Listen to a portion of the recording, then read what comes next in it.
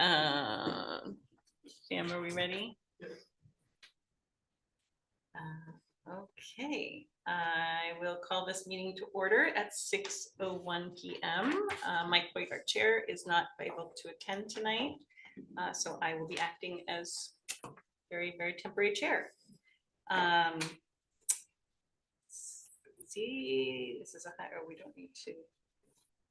This is a hybrid meeting, which means that some or all of the public bodies meeting remotely and some are meeting physically in a previously noticed location where the public may attend to observe, listen, and participate contemporaneously. One member of this public body or other staff is present at the location to ensure the public can participate if desired. Please note that while we strive to provide means for those attending remotely to participate in the public comment period, there may be technical difficulties or reasons that otherwise prevent or interrupt remote public participation. Therefore, it is important to note that the open meeting law only ensures the public's right to participate and comment at a public meeting by attending at the designated physical location as posted in the notice and agenda. If a member of the public or public body has technical difficulties accessing this meeting remotely, please alert us by email at selectboard@hartford-vt.org. In the event of a technical difficulty that cannot be resolved, we may continue the meeting if necessary to a time and place certain. I don't know what this is about. Anyway, we will all be kind and nice to each other. How's that? Okay, I don't know what the rest of that script is. Okay, so first is to do the Pledge of Allegiance. Would anyone like to lead us? Thank you, Gail. To the flag of the United States of America, to the republic for which it stands, one nation, under God, indivisible, with liberty and justice for all. Thank you, Gail. Okay, any change to the order of agenda? Okay, with budget presentations from Bugbee, then Public Works, Enterprise Funds, and Town Manager. Nope. Excellent. And then we will move on to public comments. First, we'll start with those in the room and then move to those on Zoom. There, you'll have 3 minutes to comment, and please no personal attacks. Speak to the board as a whole. Welcome. Hi, my name is Adam Carroll. I am the Executive Director of Advanced Transit. I appreciate the opportunity to address the Select Board this evening. And the reason I'm here is because, as you all likely know, November 15th, this past Friday, was the deadline for community organizations to submit appropriations requests if they're not intending to repetition a warrant article, to petition a warrant article. Here's ATs. We're asking for level of funding this year. The reason why it's in my hand instead of John's is because I missed the deadline. I wish I could say that there were mitigating circumstances for that, or a reason why that happened besides my own inability to put the date in the calendar, but that's what happened. I understand it's the policy of the Select Board that applications not submitted by that date need to be petitioned in order to make it onto the warrant. And if that is what needs to happen, we will do so. Having petitioned last year, I relished the opportunity to talk to community members and hear ideas, suggestions, feedback. But I also know it's a very labor-intensive, time-consuming process, and that we are one of at least one other organization kind of finds ourselves in looking at that and kind of wishing that maybe we could be putting our time and energy somewhere else in a year where we're not asking for more funding. So I'm here to very humbly ask, would it be possible for the Select Board to grant AT and any other organization that finds themselves in the situation of having missed the November 15th deadline, a very brief extension on the submission of these appropriations requests?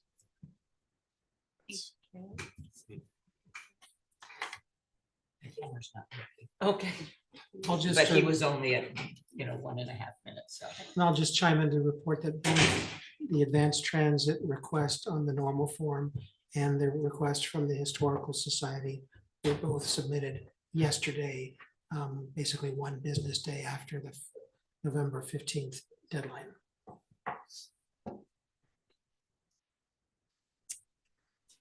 And Lanny? Thank you, Madam Chair. Both the Advanced Transit and the Historical Society are, in my opinion, very worthy programs in the town of Hartford.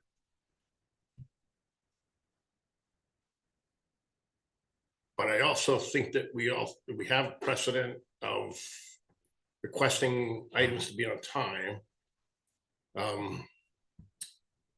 Advanced Transit has no lack of support within the community or the Upper Valley. So it would not be difficult for Advanced Transit to receive signatures.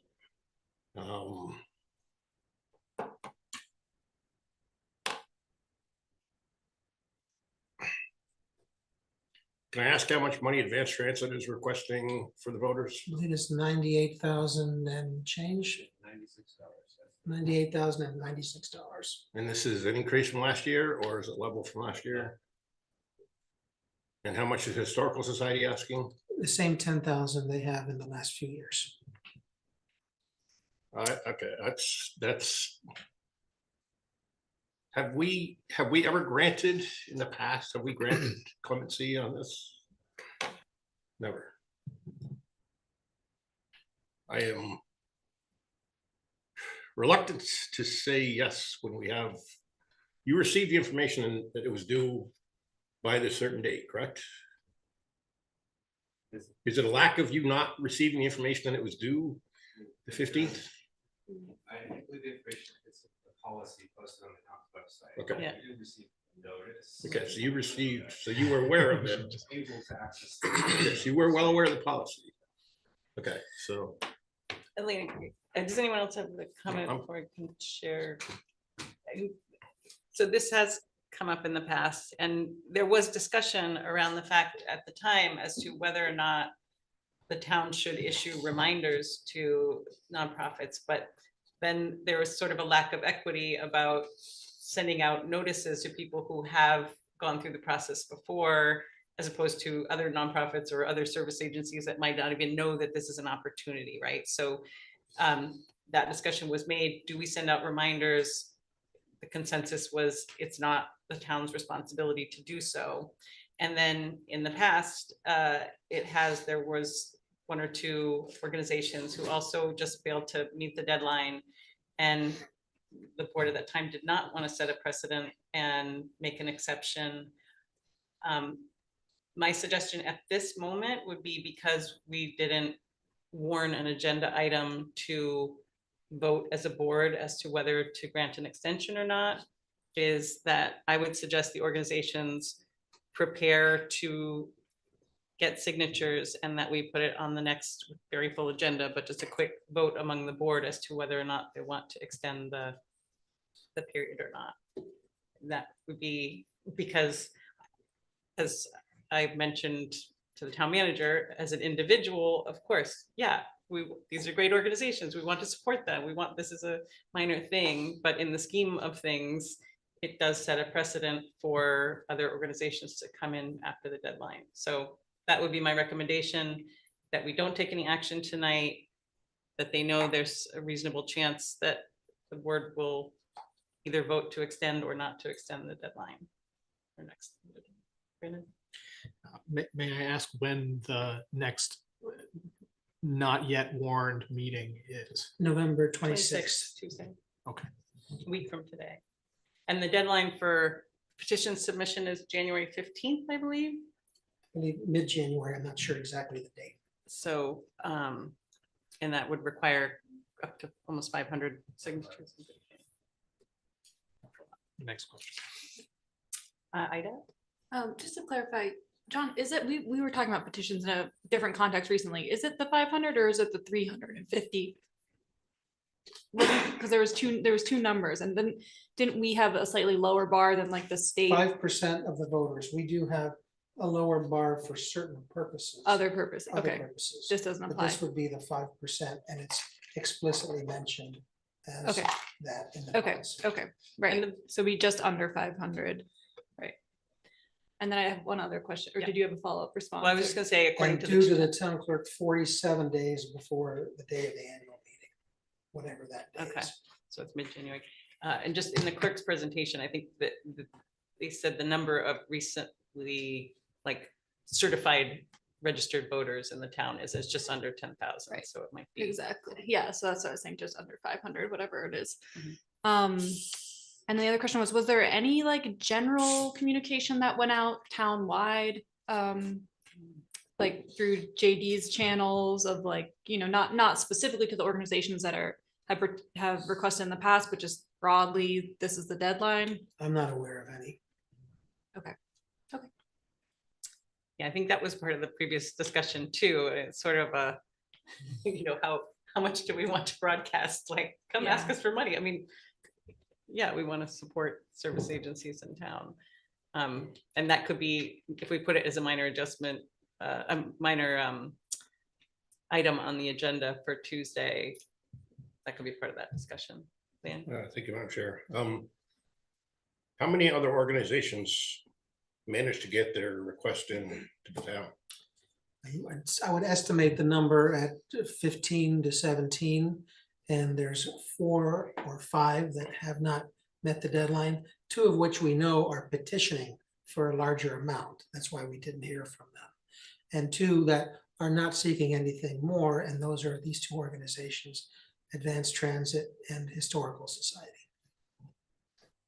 As much love as I had for the Historical Society, and I do care about history. I'm a member of the Historical Society. And they will have an extremely difficult time getting signatures.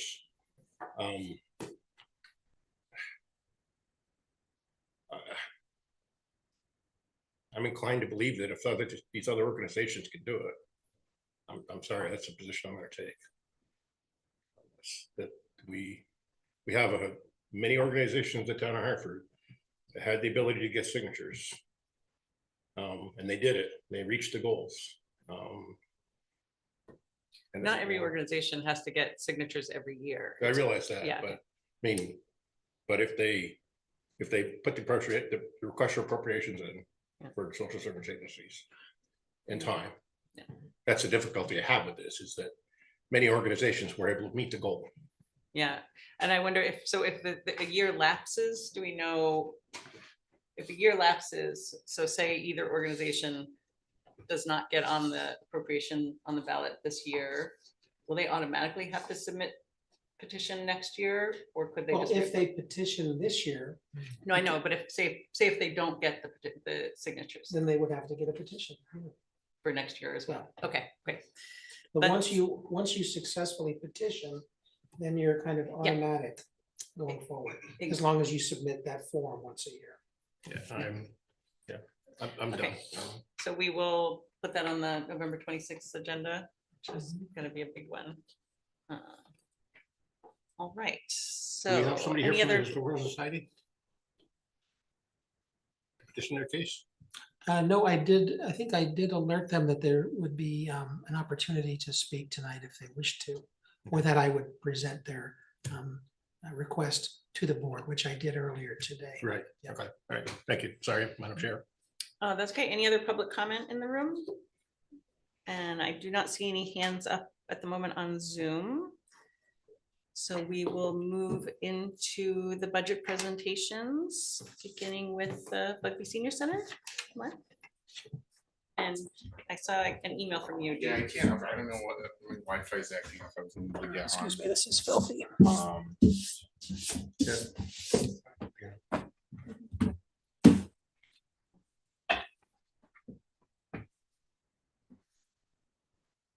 So I hope you don't mind advancing slides. Is it different than what's in the agenda? Because this It is not, no. link just says Google Drive. It's not giving me. So let me just pull up the presentation on the agenda. Yeah, I think there's 2 per page on that, so you can just scroll. It should still work.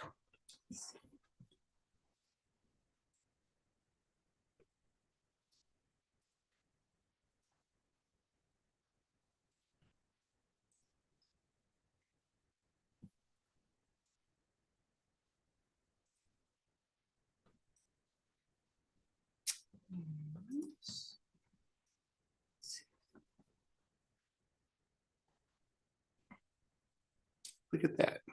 Okay. You have to say next slide when you're ready, and I'll just scroll down. All right.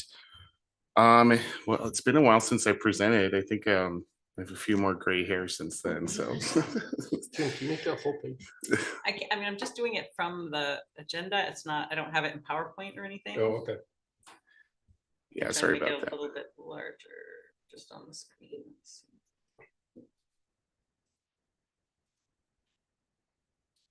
Tried to make it mostly pictures. So Yeah, that's fine.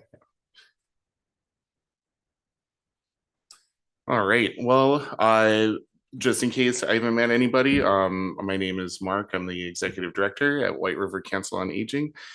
We operate Bugbee Senior Center. And I wanted to start by thanking the people of Hartford, leadership at the town and the select board for ongoing support for this town senior center going all the way back to the late 70s. This presentation will give an overview of how things are going at Bugbee today, and how the budget fits into all the good stuff happening. Next slide. Oh,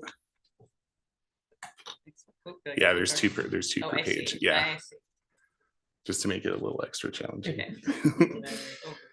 Okay. So I think most of you are familiar with the senior center. Just in case there's anybody listening who is not, a senior center is not a nursing home, and actually a lot of our work relates to helping people age in place from the setting of their choice. Next slide. So our mission is to enable older adults to be active, connected, and independent members of the community. What we do helps to ward off the negative impacts that come from social isolation, hunger, and other ills that older adults may be more vulnerable to. Bugbee has, over the last 4.5 decades, become a place, focal point in the community. It's a place for people to find purpose later in their lives. And we're especially proud that most of the people who make Bugbee what it is today are older adults themselves. Next slide, please. It's a busy and vibrant place. I think anytime you come for a visit, that's probably one of the first things you'll notice. The entire undertaking happens with a very small team. We have about 6.5 full-time equivalent on staff. So that's myself as the executive director. Alec is our trustee administrator. Susan's our program coordinator. Christy's our head cook. She works with John and Dottie in the kitchen. Betty helps keep the kitchen spick and span. And right now, until the end of the year, we actually have 2 social service coordinators. Eleanor Zhu will be retiring as our social worker after more than 4 decades of service. And Mona Elliott is her replacement, and she'll be working with her until the end of the year just to get the lay of the land, start to take over clients. And we're very excited about that. So in the light blue on the chart, it's a little bit of an understatement. We have over 120 volunteers from around Hartford and the surrounding communities that do everything from govern the White River Council on Aging to being at the front desk to welcome people. We have, I think, 40 or 50 Meals on Wheels drivers because we're up to 6 routes for that program, for wait staff, kitchen helpers, all that kind of stuff. The dark blue is a whole array of contractors and community partners and business partners to help keep everything running smoothly and efficiently and to keep all of our programs at a high quality. You can see our relationship with Hartford. So I work directly with John and other leadership at the town for the facilities needs, strategic planning stuff. I've heard through the grapevine that there may be an announcement soon about the Hartford community nurse who will be positioned at least part-time within Bugbee, working with our social worker, which is just, it's huge. It's awesome. Next slide, please.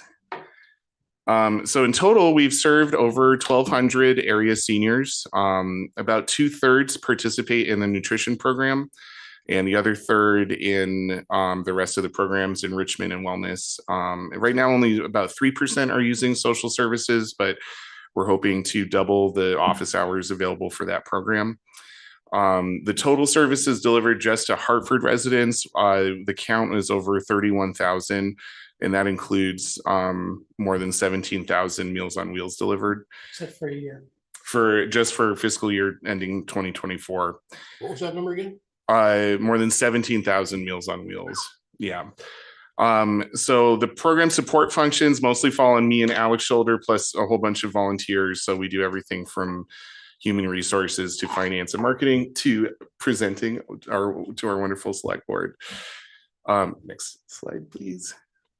So I could sit here all night and talk about all of the great programs at Bugbee, and you're welcome to catch me anytime you see me in public and I'll talk your ear off. It is really cool what's happening. I wanted to highlight just a few things. So this summer, we ran the Senior Farmers Market Nutrition Program. That is a program through the state that provides coupons for income eligible seniors to go to the farmers market to purchase fresh produce from local farmers market, farmer stands. It had been being run through community action agencies and area agencies on aging. But the state wanted to get more coupons out. It wasn't moving quick enough. And so they decided to pilot it with senior centers. And apparently Bugbee has a reputation for trying new things. And we were more than happy to take it on. And it was awesome. And that's actually how we found Mona, who's going to be taking over for Eleanor. The field trips, we've been doing more mini field trips, including local trips in Hartford. It's amazing when you live in a place, sometimes there's still places that you've never been to before. So it's been really exciting to get people out and enjoying other places. We've continued evidence-based programs like Walk with Ease, Eat Smart. These have been really successful and effective. We had a really cool partnership with Junction Arts and Media on digital media creation for seniors. I went to their final presentation and I was in tears. I could not believe some of the stuff that they were able to accomplish in 10 weeks. Some of them will be upset that I couldn't get this presentation working right because they know how. Next slide, please. We did open as a public cooling center. It was the first time we've had to do so outside of our business hours. So it was a good stress test for us. We were able to rally volunteers. At one point, I think we had more volunteers than people who were there for the cooling shelter. There was about maybe 20 people that came to escape the heat. But you can be a volunteer and escape the heat as well. So we had donkeys, we had a food truck, we had produce being brought in from Chuck's farm, Sunrise Farm. It was great. Last slide. The Bugbee Games was probably the most notable one. This was supposed to be just some lawn games out in the park on one afternoon, but the seniors kept coming up with more and more ideas, and it caught on, and it turned into almost a dozen competitions across 4 different venues, competitors from 3 different states. There was a March of the Athletes through downtown, which John came to. It was a lot of fun, and I think it means we have to do it again next year and the year after. So it was worth all the effort to make that work. Next slide. So long story short, at Bugbee, the seniors are at the center of everything that happens. They are at the root of all the ideas that we have. They know that they can come to a place that's going to welcome them in a world where seniors are often ignored or marginalized or treated as a burden to society. People at Bugbee can find a sense of purpose. They can find their friends. They can find support, explore new activities and interests. They learn, they teach us, we eat together, and we share our lives. It's a wonderful place. So in their own worlds, next slide, we get a lot of feedback. It's not always good. Sometimes the menu changes don't land very well. The parking lot always has a pothole that we now call Lake Bugbee. But there are some trends that show up in the feedback that we get. And I think welcoming is a key word that comes in, and we're very proud of that. When you go to a place for the first time, if it's not welcoming, you're probably not going to come back. So that is our number one priority. And we try to be welcoming to everybody who comes in. Next slide, please. Especially for people who come to Bugbee, the first time they find themselves alone in life, it is so heartwarming to see somebody who might be very timid and in a really dark part of their life over a few weeks of being part of this community really open up and and become the life of the party, or become a regular volunteer, just an indispensable part of the community. So the impact is real, and I hope you all get to meet some of our Bugbee seniors. Where are we from? Well, unsurprisingly, almost everybody is from Hartford who attends. The rest is mostly it's spread up to the surrounding towns. I'm surprised that we don't get more coming from New Hampshire, but it's usually in any given year it's between 10 and 13%. Next slide, please. I told you I'd breeze through these. So who are we in terms of our demographic? So we do have more women than men that come in. It's about 3/4 compared to about half for Windsor County. This fits with national trends among senior centers. Some of it could be, we skew older, so women live longer than men. It could be cultural. We thought men might not do yoga, but now we're doing a yoga class and it's going really well just for men. So it's something we're always working on, because we want our demographic to, as much as possible, reflect the wider community if we're truly going to say we're for everybody. Next slide, please. So this is a little bit more detail. So you can see Windsor County on the left and Bugbee at the right. And what this is showing us is that we're older than the wider demographic. And this is just people age 55 and up. And so there are a few reasons for that. People who are oldish, I don't know when you're old, but let's just say over 50, between 55 and 70. They may still have family and support networks. They may still be working. Older adults are working later into life, and we close at 4. We're only open Monday to Friday. So, but it is something that we're tracking. Next slide, please. So if we look at the way people are using programs and services, we're pretty much back to capacity after the pandemic. The nutrition program, you can breeze on through, surpassed 30,000 annual meals back in 2022 and has remained pretty steady. Now, that's not the same across the whole program. Congregate meals have been a little bit sluggish, probably because of some of the trends that we just talked about. Meals on Wheels, however, has been inching up year by year, remaining pretty steady or growing, particularly in Hartford. We actually had to expand to 3 routes instead of 2, just because most of the new people we are getting are coming from Hartford. For the enrichment and wellness programs, most of them are coming for recreation, socialization, and for our health and wellness programs. It could be fitness, eat smart, all that manner of things. We do get about 200 people coming each month just for classes, so seminars on fraud prevention or navigating Medicare, all kinds of different concerns that are important for people as we get older. For social services, we got a decent bump with the farmers market program, and we expect these numbers to stay healthy and grow. This is a very difficult place to sort of measure attendance, because what do you count as attendance? If somebody comes for 5 appointments, how do you record that? But we're investing more into social services. Actually, with Thetford, the town of Thetford, we're about to enter a memorandum of agreement that they're going to cover 10 hours of our social workers' time to go up there, which will actually free up capacity at Bugbee for the people that are more local. So in total, we're looking at, going from 8 hours to 25 hours available within our service area for one social worker. We could certainly use more, but it's pretty significant. The blue part, the blue part, that's equipment loans. So we are loaning out about one piece of equipment per day. Rides are at an all-time low. The state has pulled support from senior centers for transportation and directed that towards area agencies and regional transit providers. Ours is Tri-Valley Transit. It's not Advanced Transit, although we do get a lot of people using Access AT. So we've been working more closely with the transit providers to help get people where they're going, but it's still a problem. Overall attendance is strong. So we're seeing between 70 and 80 visitors each day. That is an undercount. These are people who are registered and sign in with their key card. There are many more people who show up and just walk right past. They may eventually sign up as members. We do try to capture them just in our guest number, which is not included here.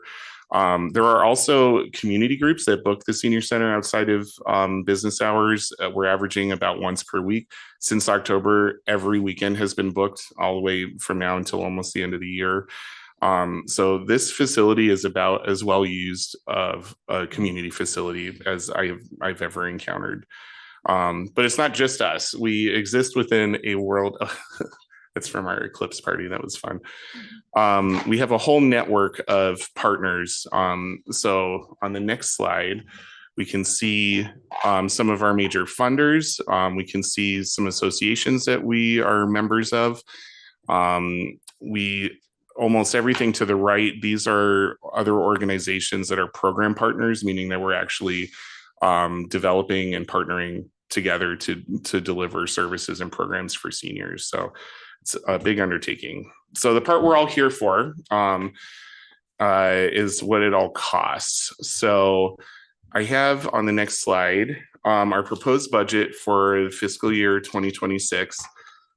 It's just over a 6% increase, $8,920 more than last year. So I can break down the budget a little bit just because the names might not pop out what they're for. So that first line, keeping it about the same, that's just for trash removal, landscaping. It's been adequate for many years on that. And actually, I think Gail and Flo found another company for some of the trash removal stuff that we use that could save some money. The next two lines are, especially the second line that is increased to $90,000. Those are to support the programs at the senior center. So the $20,000 is for the administrative time for facilities maintenance. It helps offset the custodial fees. And then $90,000 line, that basically comes to the Council on Aging, and then we allocate that to the different programs as needed. Everything below that line is related to the facility or utilities. The repairs and maintenance line, we'd like to beef up to $10,000 because the building's getting old and stuff is going wrong. It's hard to predict that, but with $10,000, we will use it for important projects. And I don't think $7,000 is adequate. This is also where our heat pump preventative maintenance plan goes in, which is a new thing, I think, from 2023. I think with the experience we've had with the town hall facility, I think it's important to keep on top of that, extend the life, and make sure that we avoid more costly repairs down the line. You'll notice the building heat line is blank. So that is, that used to be for our oil deliveries. We, as of this year, part of the investment in the facility was to get off of any oil. Now the only fossil fuel that we have delivered is for propane, which is fueling like a couple appliances in the kitchen, and those are slated for electrification as well. So that does result in a net savings for the utility budget. And further improvements to the building could potentially help with insulation and losing all of that conditioned heat out into the atmosphere. So, but no real changes in any of those line items. They've been very adequate. I also wanted to give a sense to the select board of how that fits in with the grand scheme of things, because, you know, this is a huge, important source of funding for the senior center, but it's a small slice of how we actually make things work. So if you want to go to the next slide.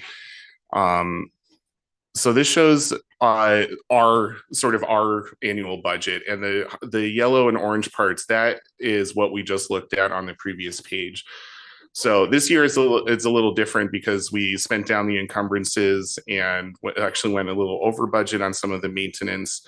Thank you to the other departments that helped out with that. So normally it's more 75% orange, and that's the stuff that goes to the senior programs. And then the yellow part is just for the maintenance and utility stuff. What this means is that every dollar that comes from the town of Hartford, the Council on Aging adds another $4 onto that to run the center. And this comes from private fundraising. It comes from state agencies. We're the designated service provider for Meals on Wheels. So that's another fifth of the funding. It comes from donations from participants. A good part comes from the in-kind donation of our volunteers. Our volunteers save us over $100,000 a year in payroll. And some of these positions do require a fair bit of training, and it's amazing and how dedicated people are. It's one of the biggest joys of working at Bugbee. The other side is then how much of our expenses goes towards it. So we have to zero out the in-kind because theoretically we would pay them if we could. The yellow part goes back into the facility. But to get a complete picture, and I will try to, I know finance is so fun and interesting. The one on the left shows our functional expense allocation. So everything that goes into our general fund or other funds, we then allocate across different programs. And what this shows is that almost 90 cents of every dollar is spent on senior programs. Half of that is just on the nutrition program alone. And then that leaves about 14, this past year left about 14 cents to actually run the business. So it's a decent overhead ratio for a nonprofit our size, and it matches our program attendance and utilization pretty well. On the next slide, you'll see recent years profit and loss. So coming out of the pandemic, you're going to be shocked, but expenses have marched upwards for the last few years. The good news is that revenue has mostly kept pace. 2023 was an exceptionally good year. And that was a result of two completely unexpected large gifts. And we can see that helped offset deficits in 2022 and 2024. We're hoping we can get closer to that break-even point. We don't want to regularly run a surplus, and we don't want to regularly run a deficit. So I think we're getting pretty close to getting back on target, where it's going to be small gains and small losses. If you look at the next slide, that's our balance sheet. Our quasi endowment is pretty well shored up. That's our snafu and FUBAR account, in case stuff really hits the fan. And then the rest of that is cash. So, it's a decent amount of working capital we have just in case things go really wrong. On the flip side of the balance sheet, we can see that most of our assets have no donor restrictions. That may change as we pursue grants to support specific senior programs. And most importantly, we have no debt. So this is a healthy nonprofit, and for a nonprofit our size and for what we do, and we want to keep it that way because of what's coming down the pipeline in the future. See how that flows. So Vermont is getting older, and it's by 2030, 1 in 3 Vermonters is going to be over the age of 60. We're already seeing stresses on some of our systems, particularly the health system. And we believe, and this is part of Vermont's Age Strong plan, senior centers will become increasingly important because we have a role in keeping people out of hospitals through preventative care and education measures, keeping people out of long-term care so that they can stay at home and age in place as long as possible. It shortens the amount of time needed in the hospitals, and it improves health outcomes. So all of this information is going into our strategic plan that the implementation will begin this fall. We're already increasing investments in social services and nutrition programs because we have to. The architectural feasibility study that will conclude this winter. Just had a wonderful meeting this morning with the architects, and it's exciting to see where that might go. So we're developing every source of revenue that we have. Our fundraising has been increasing year over year for the last 4 years. The town of Thetford just doubled their appropriation last year. Other than the facility stuff, which is partly dependent on stuff breaking or holes appearing in the wall, where I'm like, oh, wow. We have not kept that part that goes for senior programs. That's been the same since a few years before the pandemic. So we like to buffer that a little bit and then see what happens, if attendance tanks and we're like, oh, I guess nobody needs a senior center, this will be a different meeting next year, but I don't think that's going to happen. So, and then 2026, we can celebrate the 50th anniversary of the White River Council on Aging, and this incredible partnership that I think is a good model. So that's all I got. I hope I kept it as short as possible. Thank you, everyone. So, if you have any questions, happy to. Mary? Yeah, thank you, Mark. I know that people really enjoy the Bugbee Center. An older woman who was across the street from me was pretty lonely. She first got a cat and then she went to Bugbee, and now she spends a lot of her time at Bugbee. So she's really thrilled. She says it's a lifesaver. I just had a couple of questions, too. One has to do with, I was wondering, the 13% of people who come from New Hampshire. Do they pay anything other than, the donation for food or something? Do they contribute is what I'm asking, or is this just, it's a senior center for all? They do contribute, and we do get reimbursements through the Older Americans Act for those. Our area agency for a long time has acknowledged that there are certain communities where a state line, if you enforce that, is actually really detrimental for the community. And honestly, if we look at that, I would say like 90% of that other New Hampshire is actually coming from West Lebanon.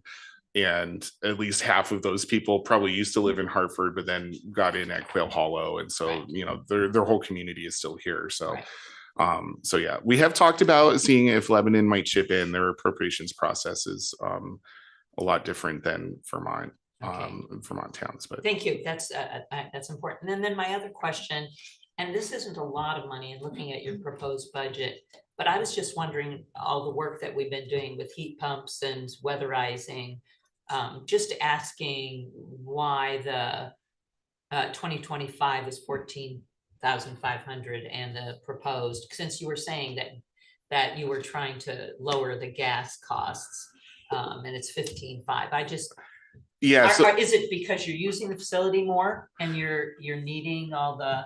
But partly could be the gas portion is a very small. Most of that is the electric bill for the heat pumps. Some of it was uncertainty over how much that would. I think 2024 I think 2024 was the first full year we had where everything was on heat pumps and we had the boiler completely off. So I talked with Dana. He felt that this was, he looked at our electricity consumption and felt that this was an appropriate budget. And that's part of the reason why the feasibility study is really one of the priorities is the envelope of the building and the efficiency of the mechanical systems. So. Thank you. Thank you, Madam Chair. My question might be more appropriate to the finance director. Do you know where we're at on the glide path for maintenance for Bugbee Senior Center? Do you have those figures by chance? As of this fiscal year? Yes. No, we don't have. Okay. So, do you know, has there been quite a few expenditures on maintenance Bugbee Senior Center for this fiscal year? Well, I don't want to curse ourselves, but so far everything seems to be working all right.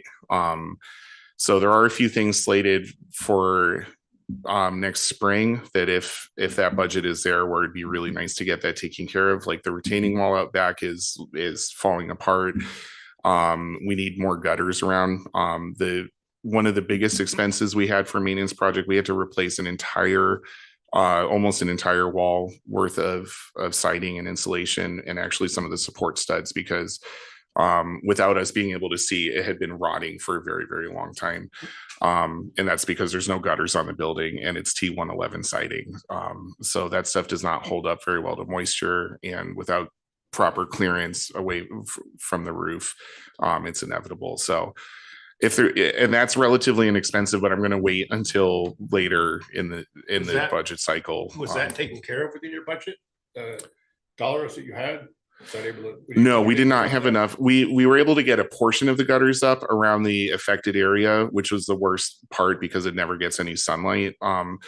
So that part is done, but that was only one face of the building. You stated so. that you had help from other departments for availability of funds in order to fund your maintenance budget. What was needed from additional departments, I guess?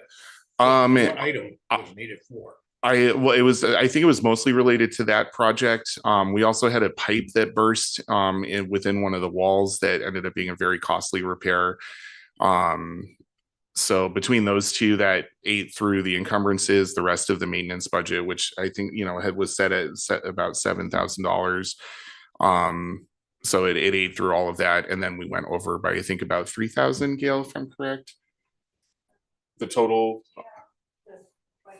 Oh yeah, wait, I have it right here. I don't have it compared to the budget. Anyway, yeah, so we were able to assemble 3,000 from the other departments. So okay, and is other than this retaining wall that you're speaking about, is there what are the other major upgrades? You say gutters, but what's the other major upgrades you're looking at doing? Almost every part of the building, but a lot of that is not necessarily urgent enough to do before the feasibility study, which I really hope will help guide our approach to the facility. And we don't know what that's going to entail, but I don't want to do a costly thing that we don't really need to do right now, and then 5 years from now there's no point because the building's going to get renovated or torn down. I can only assume there's no health concerns whatsoever within the building. Nope. No, we check air quality annually. Fire department comes annually. Life safety systems are all inspected and up to date. So yeah. All right, thank you. Yeah. Madam Chair. Anything else? Just had a quick question. Are you enjoying not having traffic coming down right on the sidewalk with a nice 8 or 10 foot buffer now? It has definitely quieted things down a little bit. Jury's out, most of the seniors that arrive are coming as motorists, but the ones that are arriving on bus or through other means have really enjoyed the streetscape improvement. So I think, we'll see how it settles. It is a very, very big change, but we are working, and this has nothing to do with the money that comes from the town or that we're asking for. But we are working with VTrans and AARP Vermont and Advanced Transit to move the bus stop closer to the building. Right now, if you're a person of limited mobility, even that 1 block stretch of sidewalk, which is not in the best shape right now, is a pretty significant burden. So if we can move that closer to the building, it'll improve accessibility, and it might make that intersection a little bit even more appealing for people arriving in other forms of transit. Yeah. Just a quick question. I know you mentioned that T111 siding, and I've got plenty of experience with this and how it can rot out, and things underneath can rot out and you don't know. And so I guess my question is, in this feasibility study, the folks performing the study, have they removed good portions of that just to see what's underneath, or remove none, or what do you? No, they have not done that. So yeah, it's from, again, it's hard to tell without going into it. You're right. But I think they're aware of the limitations of that use of building material. It's a pretty significant risk is all Yeah, I'm saying. no, I absolutely agree. Yeah. It's not the first time we've replaced it. So, we kind of know where the trouble spots are at this point. So. Yeah, thanks, Mark, for the great presentation and all the work you do for the community. I think it's like a huge, important part of our community.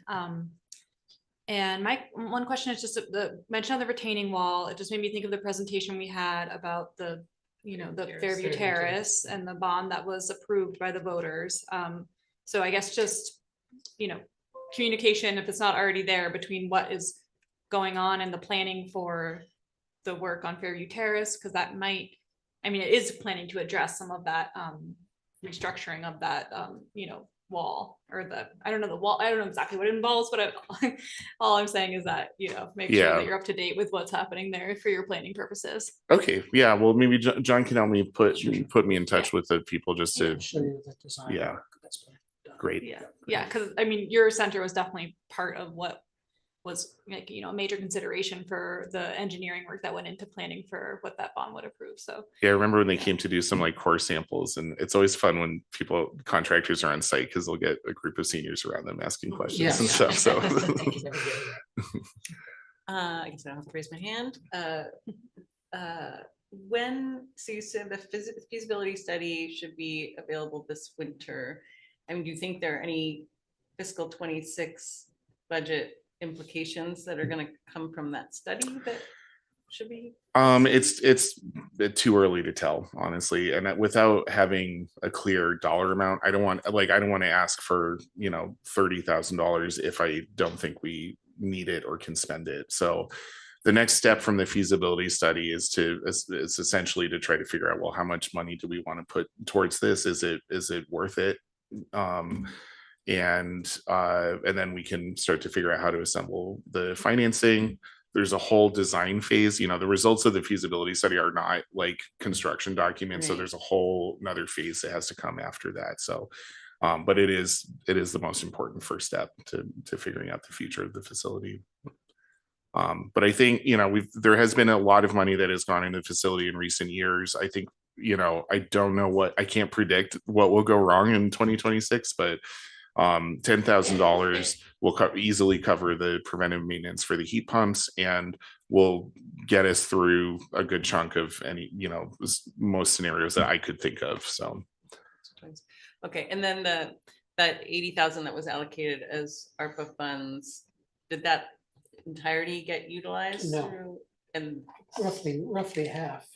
The rest So, was put back into. back into the ARPA. Okay, great. Thanks for the reminder. Anything else for Mark? Thank you. Thanks for the update on such an amazing Anytime. facility. Come on down for lunch. Sign Lanny and I up for the home run derby next year. Yeah. All right. We might have to do a dunk tank as well. So. You guys should do the guys yoga too. Ah, well, that might be a bridge too far for me.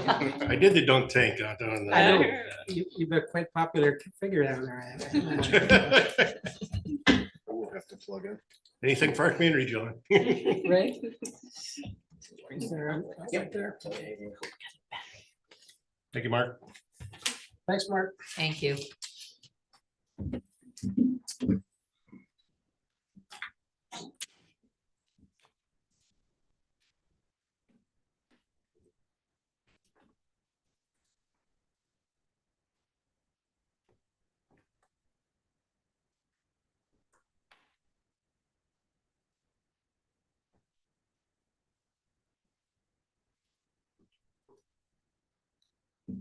No.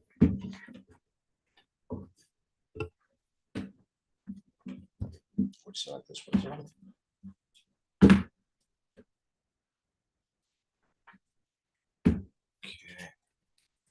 Bugbee, you and I could team up for bocce if you wanted.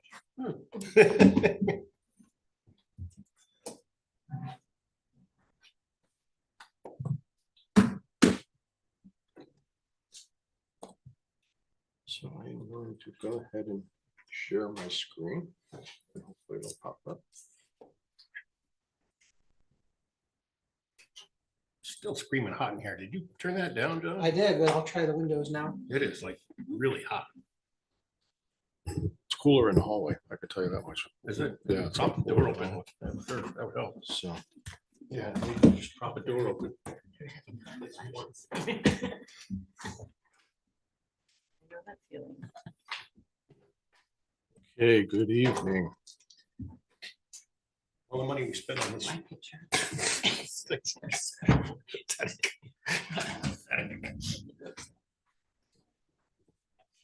So this will be the first of 6 budgets to go through this evening.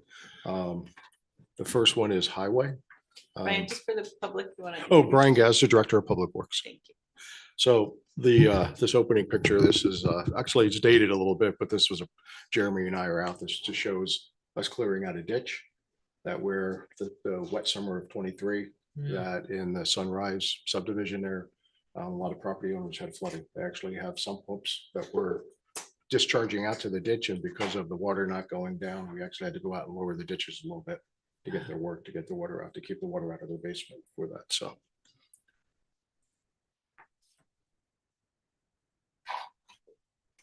Quick overview, that's the chart. Good news is, if you take a look at the far right, I actually had to add a body down at the bottom. I ran out of room on the chart. So within the highway division, we are fully staffed. We actually have one highway operator more than typically, but as you'll see, there's a vacant highway 2 operator position. I'm working on getting that job description up to date, and we're looking to promote from within for that position. So right now, compared to last year, snow plowing wise, we should be very good with staffing and whatnot from that. The 2 key positions that are still vacant, though, are the wastewater chief operator. But I am in discussions with an individual who used to work for the town many years, was actually the chief operator. He's semi-retired, and he's looking to come back on a part-time basis and until we can find a full operator. And then the other one is the chief water operator.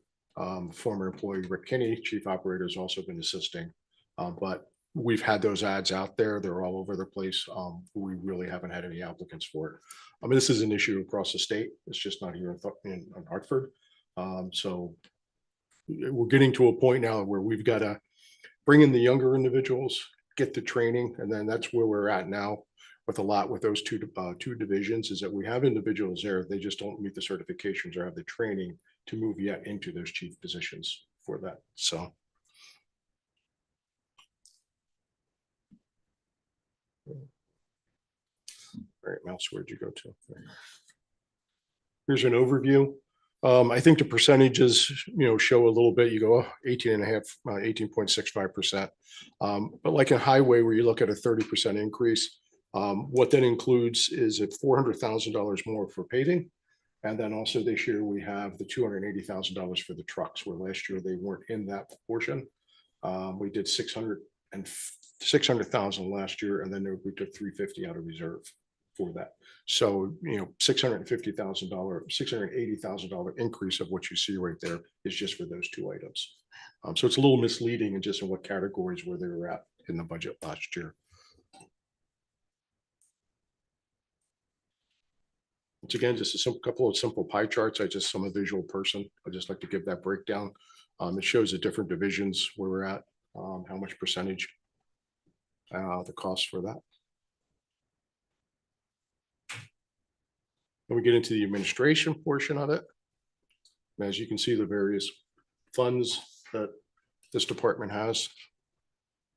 But I just do want to pop back. I just want to go back and, as you can see, I think if you take a look here at the bottom, as a department, I do believe, and Gail could correct me, but I think we have the highest amount overall that we're responsible funding-wise, town-wide, out of any department. So You're followed by the police department, yes. So.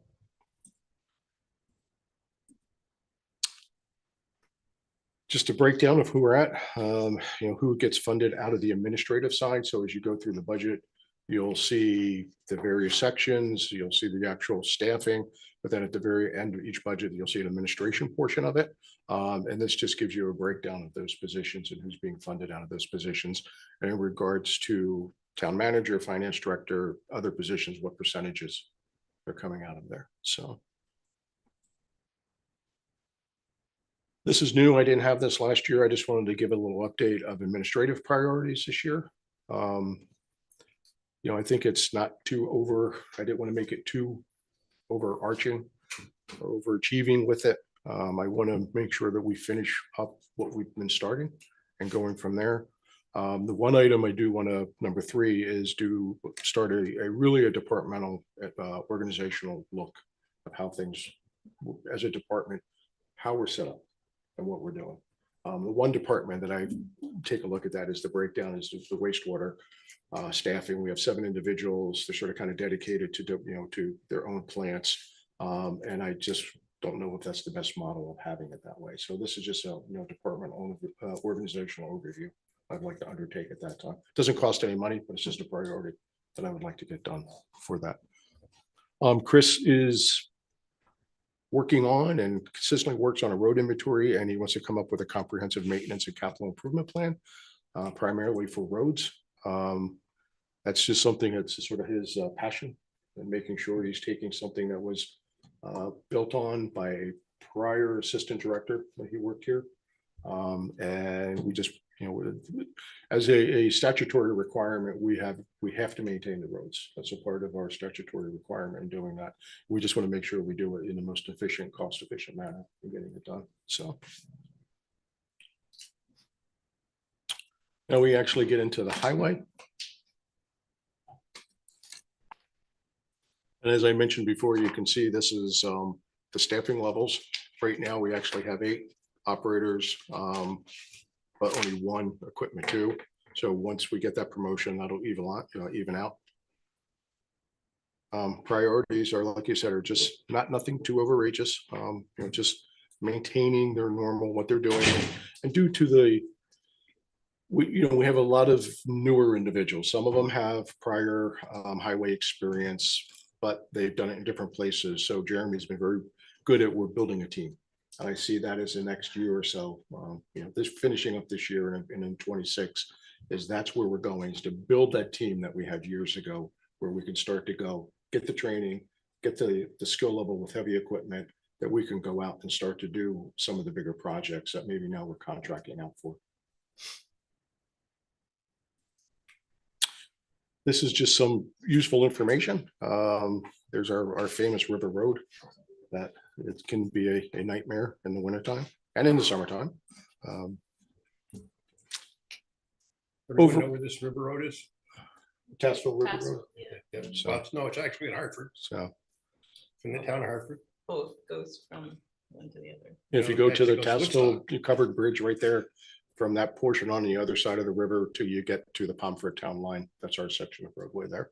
And we did have a traffic study count there, which I think would surprised all of us, how much it really is utilized. I think it was 300 individuals during the 2-week study that Two Rivers did it, that we were surprised at how many individuals utilize that road. So here's a breakdown of the general fund for highway. I'd like to say the one glaring thing, or the 2 that I mentioned earlier, is a difference in summer maintenance, $518,000.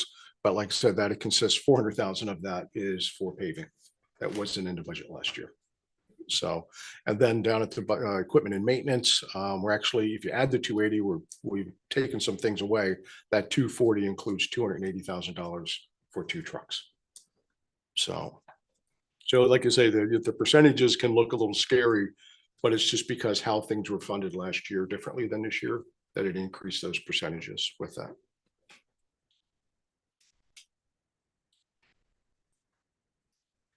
Once again, just a simple pie chart showing a breakdown of where the expenses are at, and obviously summer maintenance is the highest expense.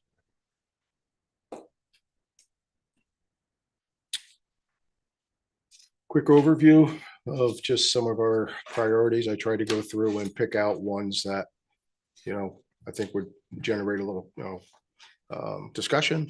Obviously, the road reclamation paving, $1 million.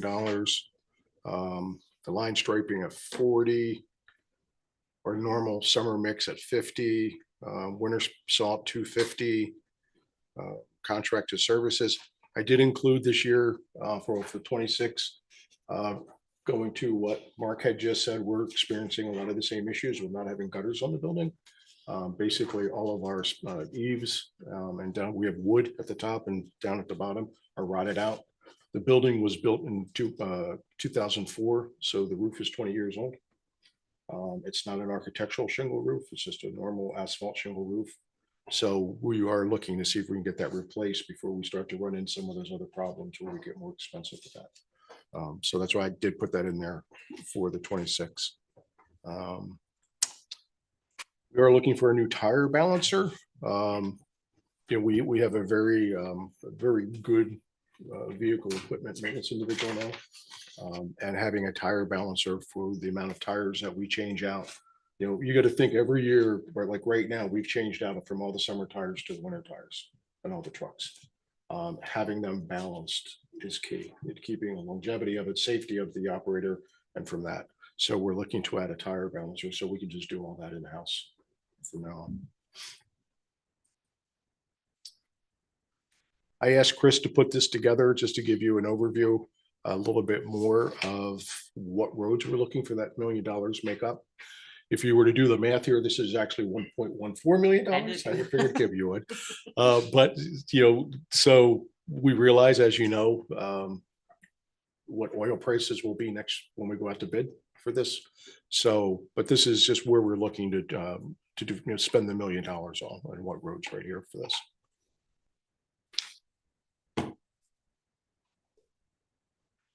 It gives an overview of the 2 trucks we're looking for the $280,000. Actually, H8 was scheduled to be done this year, but we delayed it because of the issues we had with some of the F-350s, the ones that we did replace. So we do still have 8H on there for that. And then the other one is replacing what's called the mechanic's truck. It's pretty beat up. It's also the refueling truck that has a diesel tank on it. If we have to go out and refuel, like the grader, some of the heavier pieces of equipment will stay where they're at. We don't drive them back to the garage every day. So if we're out graveling roads, out Queechee or whatever, it'll stay out there. So we have to have the capability of going out there and refueling those vehicles while they're out there.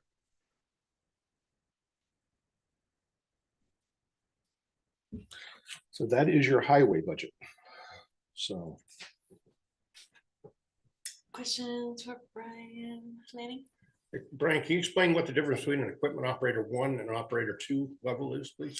The equipment operator 2 will just have more time in service and be able to operate some additional heavy equipment for that. So they're still able to operate our heavy 10-wheelers that we have. For oh yeah, yeah. The requirement for a Class A is there too, plenty for that. Okay. And that's a part of the organizational restructure too that I would like to take a look at as we have individuals progress, get the skill level, get the equipment level. That we have the operator 1. We may want to look to add operator 2 positions, and just to promote people, just to bring them as they earn those skills and to bring them up.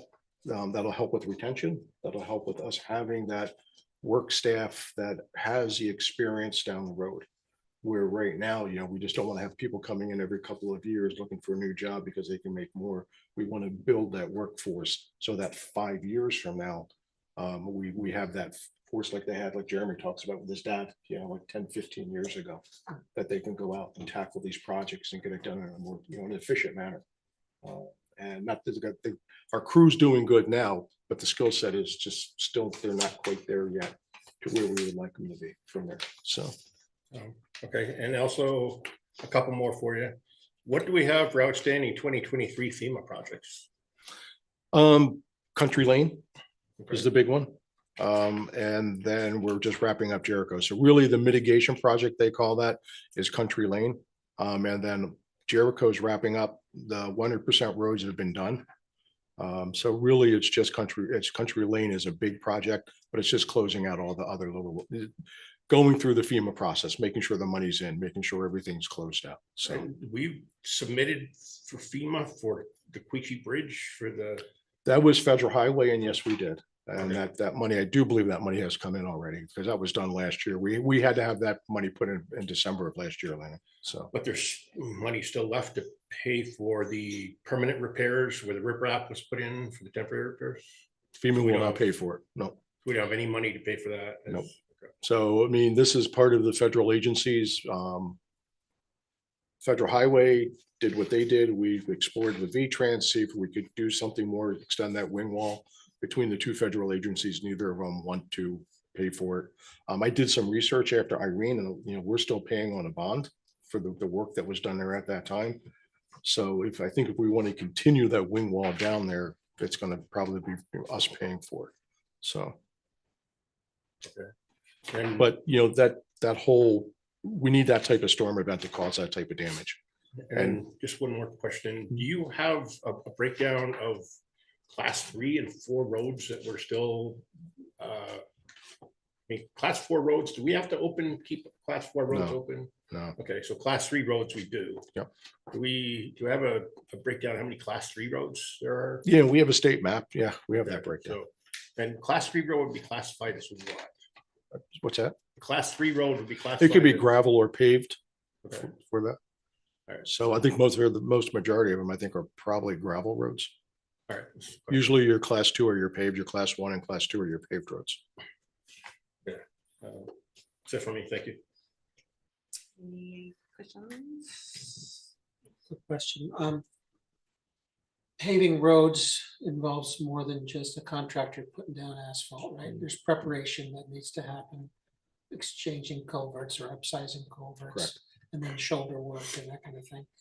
Do you feel confident that DPW could make full use of that $1 million in paving? Do you think you'll be able to accommodate that much paving? Is the Well, question. let's just put it this way, Chris. Yes. I do. Actually, I think, just looking at numbers and whatnot, the 1.14 may be a little low. Chris, and he's always got more, so he's just internally planning already that we could definitely utilize that.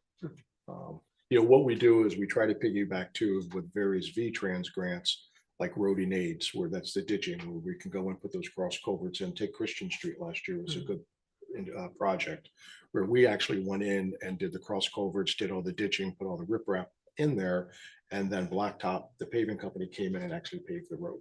So we are trying to work together with them in doing that. So the big road right now that we're working on is Jericho Street. If you've not been up that way, they've been up there ditching that and getting that. But that's a fairly big project. That road is not in good shape up there at Jericho. So, but that's a 27 project we're looking at. So, Brian, is there no existing reserves in a paving, no existing paving reserves? I mean, I'm asking. but I don't think I know. Last year, you came up with the 350. I don't think we have any. We don't have any in our reserves that I'm aware of. There's money left in there, but it's slated to be used in 25.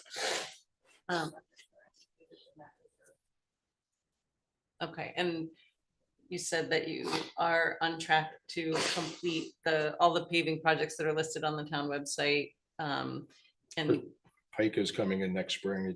I asked Chris that when I got your email, and they assured him that we're first on their list to come in, as soon as the plants open up next spring to get everything done. so approximately April-ish. $950,000 worth of paving. I think is Will gonna get done happen. very quickly. It may, to be honest, it may carry over past into the new fiscal year Yeah. a little bit. We'll just have to figure that out, but they promised Chris the word number one on their list to get done next year. Okay, then two others, I had asked about reserves for equipment, and you said there was 190,000 in reserve. Can is that allocated for other vehicles Nope, or we could could, utilize that. I think that would be putting in there. If you want to utilize that, we could use that money. Do you want to use all of it, or do you want to use a portion of it to help offset that? I'll leave that up to you. right, so right now we're looking at $280,000 worth of vehicles. Mhm. We have 190,000 for equipment in reserve. I mean, I would be open to hearing recommendations either from the department, the Public Works or Finance as to what would be a reasonable, because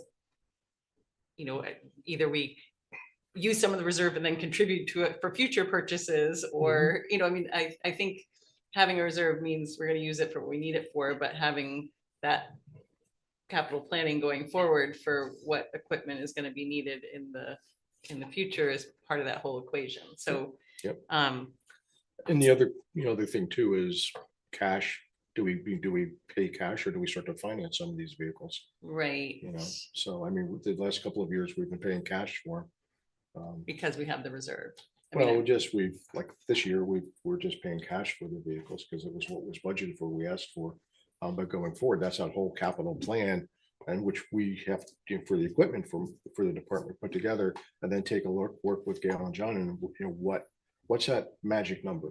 What is it that if a piece of equipment costs, say, $100,000 more, we're gonna look at financing it over the probable, 3 to 5 year term or whatever like that. I think that's just something we have to work on and come up with. So, Yeah, when I think of it, like when the fire department is looking at their equipment needs, they know that they're gonna need a new ambulance in 2030. And so we put, 20,000 a year in reserve specifically for that vehicle. it would be great to have a plan like that for Public Works that Yep, I then, agree with because you. honestly, like, Yep. I don't think any of us can have a real picture of what future equipment needs are for Public Works. So anyway, that I think would be useful, even if it's like, Yep. even if it's like very rough around the edges, maybe for a wrap up is to say, in the next 10 years, we're gonna need to spend this much money on vehicles, so then we can look at what to take out of reserves and what to continue to put in. I'm sure. That's sort of along the idea of what I was getting at, like with the police budget, scheduling reserve Yeah. funds for Yeah. helmets and things. We need to be better at following the model of the fire department. I mean, their example of trying to put money in reserve funds and earmark money in reserve funds, something that I think all departments need to strive for, because it's just a big bang for the buck for taxpayers when we have to replace a piece of equipment altogether. So I am completely on board with that idea of, and I'd love to see something come back to the select board, if possible, about what we're earmarking certain percentage of reserve funds for the future. Yeah. Would be worthwhile as well. So I'm completely on board with that. Other options are, again, I've mentioned them a couple times, is maybe package up a lot proposal with a vehicle from each of the departments so that the voters have an opportunity to support all of town government with one article, a truck from highway, a truck from Parks and Rec, a truck maybe from police, and maybe a truck from fire, to be a representative sample, and that would be well within what we've got available in the lot fund. I don't think that's a bad idea, other than if we have a vital piece of equipment like a plow truck that Right. goes down, Right, that's troubling to me. understood that. Highway department is, I'm sorry if I may, highway department is the department that governs everything else within town of Hartford. If the roads aren't right, you can't get anywhere. Right. You know, and regardless of whether we fund the police department or the fire department or what, if the roads aren't right, not safe, we can't get out. So, If they're not plowed, you're not right, going. that's my, no, and they're not safe to travel on even in summertime. So to me, it's a priority department, in my opinion. That, Thank you. sure, kind of same, not same principle, similar principle with paving. Like, I think we ended up with a substantial amount in reserve for paving because prior to your tenure, projects weren't able to be completed, right? So the amount was budgeted, correct me if I'm wrong. And then there wasn't necessarily, anyway, so I think there were always the anticipation that there would be around $1 million in paving needed per year if the projects could be completed. Granted, there is inflation, et cetera. It's not always going to stay $1 million. But my thought is, if in fiscal 25, the town manages to complete almost $1 million worth of paving, and then we're asking for but if the fiscal 26 $1 million in paving gets supported and approved and doesn't get all expended, then I would suggest, I mean, I won't be here, but funding up to $1 million total. Does that am I making sense? Yeah. Like, basically, let's try, like, if we're on track Yep. to pave those roads, and who knows, I don't know if there is a point in which maybe within 5 years that we do catch up enough. I mean, I know that $1 million doesn't actually pay for that much paving. Well, yeah, Chris and I were talking about this today, Kim, and we really need to, I think, break out the roads to, there's certain roads you get into Jericho Street. It could be a couple of $1 million Just by for the one time we're street. done with it, Yeah. how bad it is. So what's the threshold before we start to take a look at, as I said, Chris, if you break it up, if $1 million is allocated, what can you buy for bonding for debt service payment for a portion of that $1 million compared to what you're paying cash to have actually done? And how we start taking a look at roads of what are the ones that we're going to pay cash for compared to the other roads that we're going to come to you and say, hey, listen, we need to take some type of bond out for this, but we have the payment for it because we've been allocating $1 million a year. And to take care of the roads that have really not been taken care of for The 20 issue with years. bonding for road work is that you don't want the payment return or the payment period to exceed the life of that Yeah, paving. probably. Yeah. So typically, a road paving lasts about 10 years before it needs to be resurfaced, Yeah, I mean, give or take. if you do a total, a box out of reclamation of it, you can get that 12 to 15 years, yeah. So I mean, when we did 132 up in Thetford, it was a 20-year note that we took out with the bond bank for that, so. I got a couple more. Okay. If this is on that specifically, go ahead. Well, yeah, well. Maybe it is, maybe it isn't, but, sorry, my Okay. apologies. Thank you. Thank you. In some of our roads that we're looking to repave, are there areas of roads that, how do I want to phrase this? Could be turned into dirt roads versus paving roads? I realize that in some areas, roads are cheaper to maintain if they're paved roads.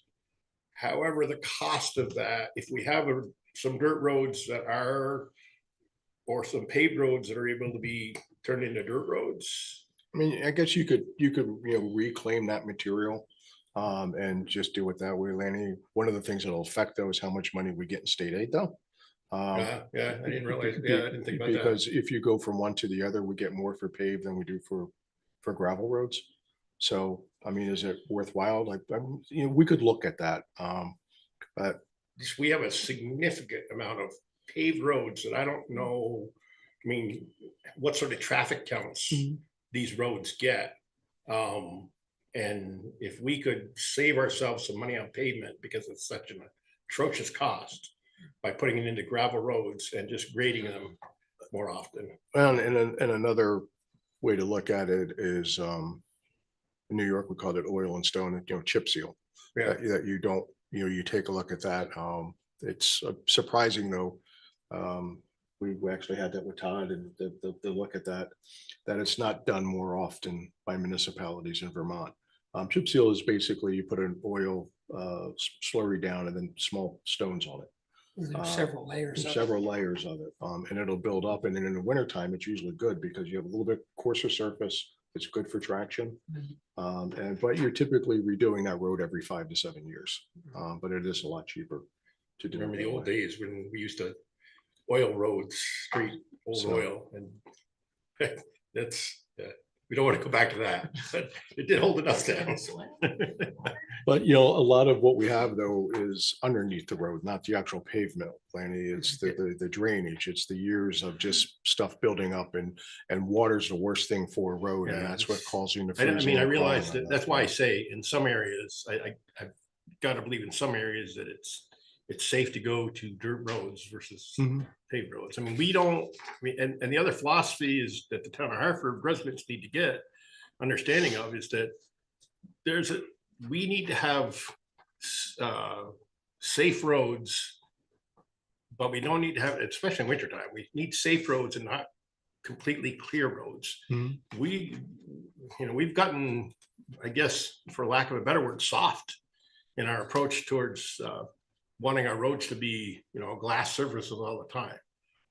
And we buy vehicles that have good suspension nowadays and can handle some, dirt roads. And, there's a difference, in my opinion, between clear roads, safe roads versus, for wintertime activity, and also, what the expectations are towards dirt versus pavement in the town of Hartford. Thank you. Any other questions for highway before we move on to which enterprise are you doing first? Oh, we'll go in order. I'm sorry. I was just wondering, should I assume there's not going to be a separate talk for bridge maintenance? That could be in highway. That's a highway. We just received the bridge assessment report, just came in recently. Chris and I need to review it from Stantec.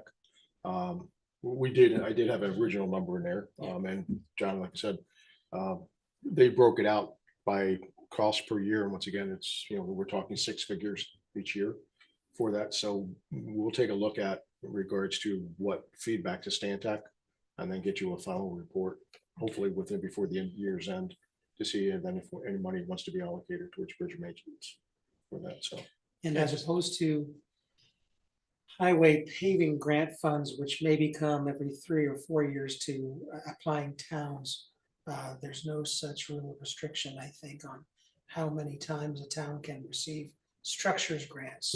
Structures grants are often less sought out by municipalities than highway, because everybody needs their roads redone, but not every town has a structure to replace. But if we're gonna get a nice list of 20 bridges that need work, that's a big step forward in persuading V-Trans that we've got kind of shovel-ready repair projects. So. Go ahead. Just one more, sorry, then we can move on. Has the town of Hartford received any funds from the infrastructure grant, the federal infrastructure grant? No. Is it because we're not eligible or because we haven't sought them out? It seems like Yeah, that's it. I attended a meeting a couple of years ago in regards to that. When the legislation came out, it was all proposed. Everybody was like, "Yay, we're going to get money to fix roads," but it was tied to a lot of more, I don't want to say, urban areas. Safe route to school type of things like that. I was actually talking to one of the deputy commissioners at V-Trans. They were very disappointed too, that there just wasn't monies in there for general roads to get stuff done. It's tied to some type of specific social economic class or some, from there. So there really hasn't been that many opportunities to get any type of funding for that. So We would have heard, no doubt, Yeah. more from VLCT about Right. opportunities if there had been any flowing from that. okay, thank you. My question still stands about this difference in philosophy. It looks to be in the budget here under bridge maintenance. Because I see the column that you made, Brian, has some money in it, $100,000. And then the column that it looks as though the reasoning is the same, that you're awaiting the study or the assessment by this organization, Stantec, but the action was different, which is let's hold some money in the budget versus let's not hold any money in the budget right now until we read the results. So just. And I do agree that that's just a matter of philosophy. I have no objection to restoring that funding. I think Gail and I just felt that until we know what the final result from Stantec is, it's probably premature to assign money to implement something that doesn't exist yet. But I have no objection to putting a sticker in it, putting a point in it that we can revisit later in the budget process. No problem. John had emailed me that today, that concept. So, That would be one of those things to keep flag of that we do want to revisit during. wrap up. Very good. No, I only remember kind of when I work for clients building houses and we're not sure what they're going to choose for a certain type of door. Let's say we throw some money at it because then the overall budget will be closer to reality, even though that door line will go up or down depending on what the choice is. So I can see that. Yep. Okay. we move on. We have the two water division budgets, 50 and 55. 50 is the Hartford, Wilder, White River Junction District. Then 55 is Queechee. In this presentation, because the same staff manage both, they're put together. Whoops, I went the wrong way, excuse me. So staffing, like I said, the chief operator position is vacant. Mike Martin stepped up the last several months, has been doing a great job with that. But once again, it's just a skill. And then we have the two water operators. We do have one individual who will be coming on next week. So we will be filling that other water operator position. But once again, it's, to become a water, to get your level 3 certification that we required, you have to have at least 2 years of time in service before the state will even recognize it. You have to pass your test, and then you also have to have 2 years time of service, and they'd be recommended for that.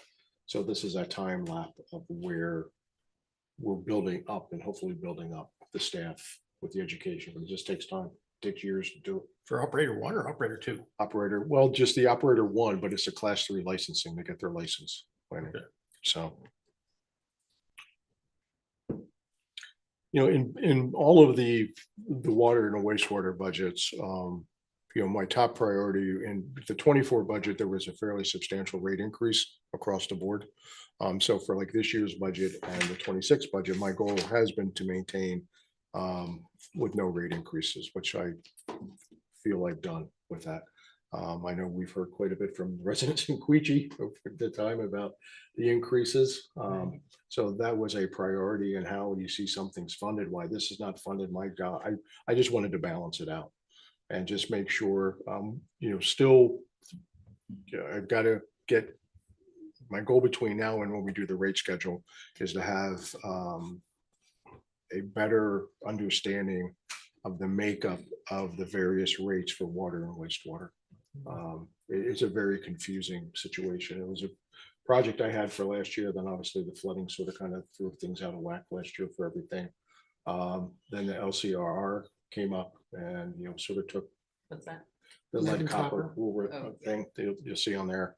And so it's one of the ones I definitely want to get myself work on. I have been speaking to a not-for-profit organization, a national, to do that. And I want to get with John in regards to helping us understand our rate structure and how it's been done over the years. So, Excuse me for interrupting, Brett, but just for our newer members, water and wastewater are both enterprise funds, which are generally taken care of by the rate users of the service.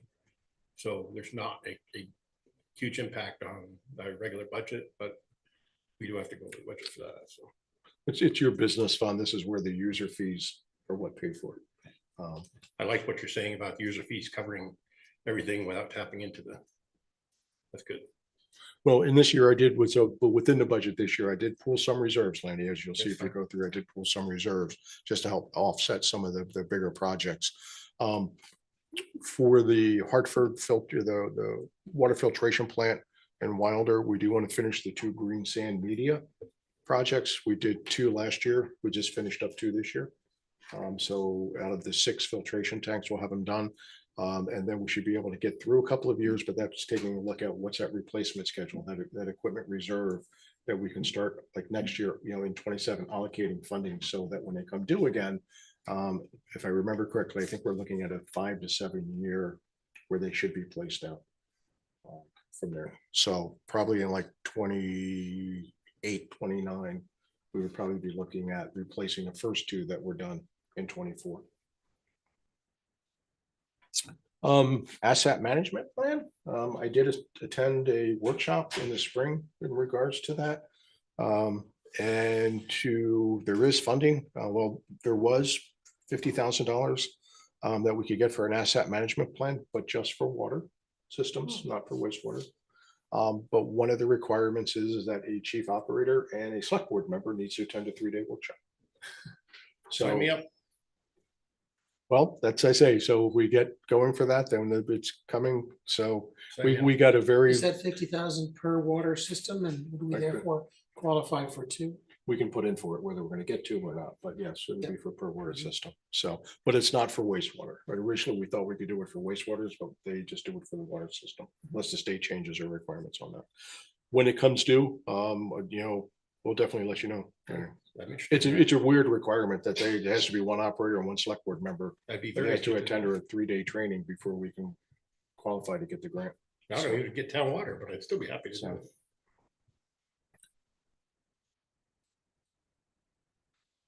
Here is just, like say for the public, just, the different wells for the 3 villages. Well number 3 is our primary well. That's the better of the 2 wells that we have there. Capacity is 1,000. Current demand is plus minus is about 600,000 gallons a day that we have for that. Then, like you say, the 6 green sand filters, the manganese removal is their primary purpose to get that out of the system. So.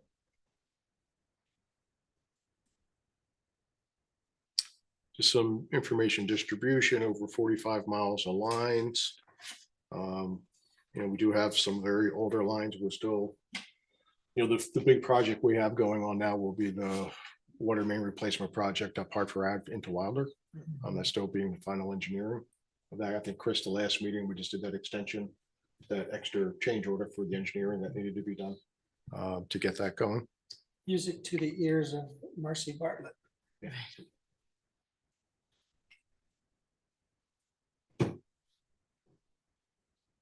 So here's, the big cost, obviously, the difference in 92,000, a portion of that is the green sand filter replacement for that.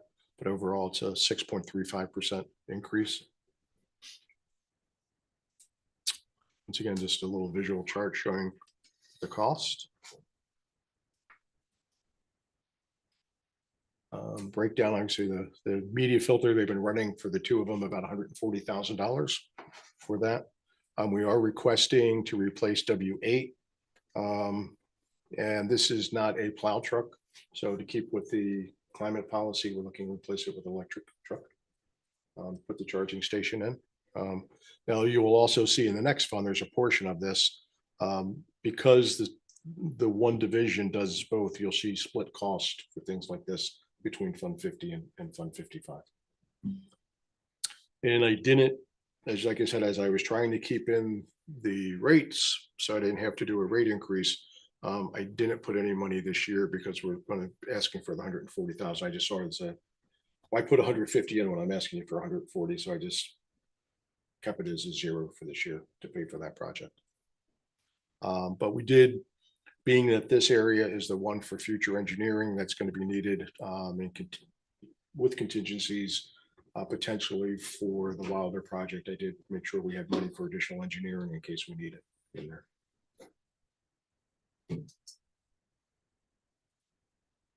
Then we move on to the Queechee system. If for those of you we inherited the water and wastewater from Queechee development back in the late 70s, early 80s, with my understanding for $1, and we're still paying for it today.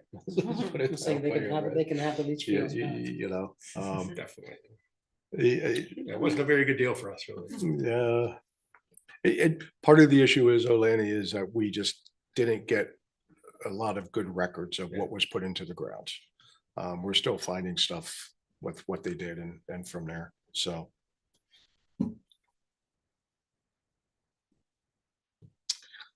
This one does have some pump stations. If you've ever been out that way, you have some condo units all the way on the top of the hills that we have to pump water up to get them up there. A little bit more than a gravity fed system where we have the tanks down here.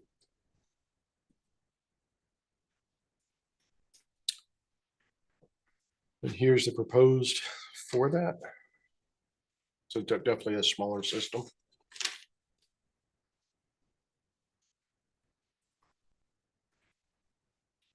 And there's just that. So this year, the two things, one is there's the other portion for the truck, the W8.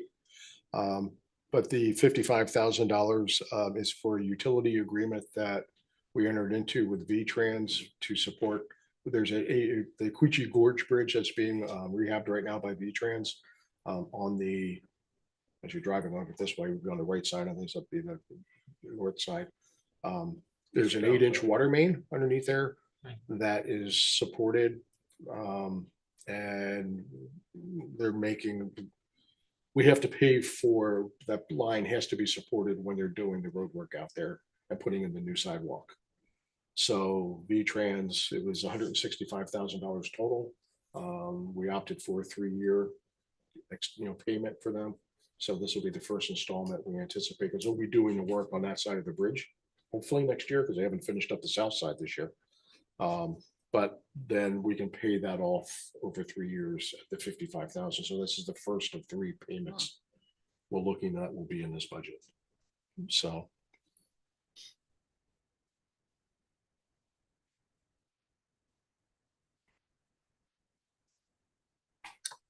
And then, like I said, this gets here some major capital equipment. Just it's going back to just a little highlighting again, the filters and then the pickup truck were the two.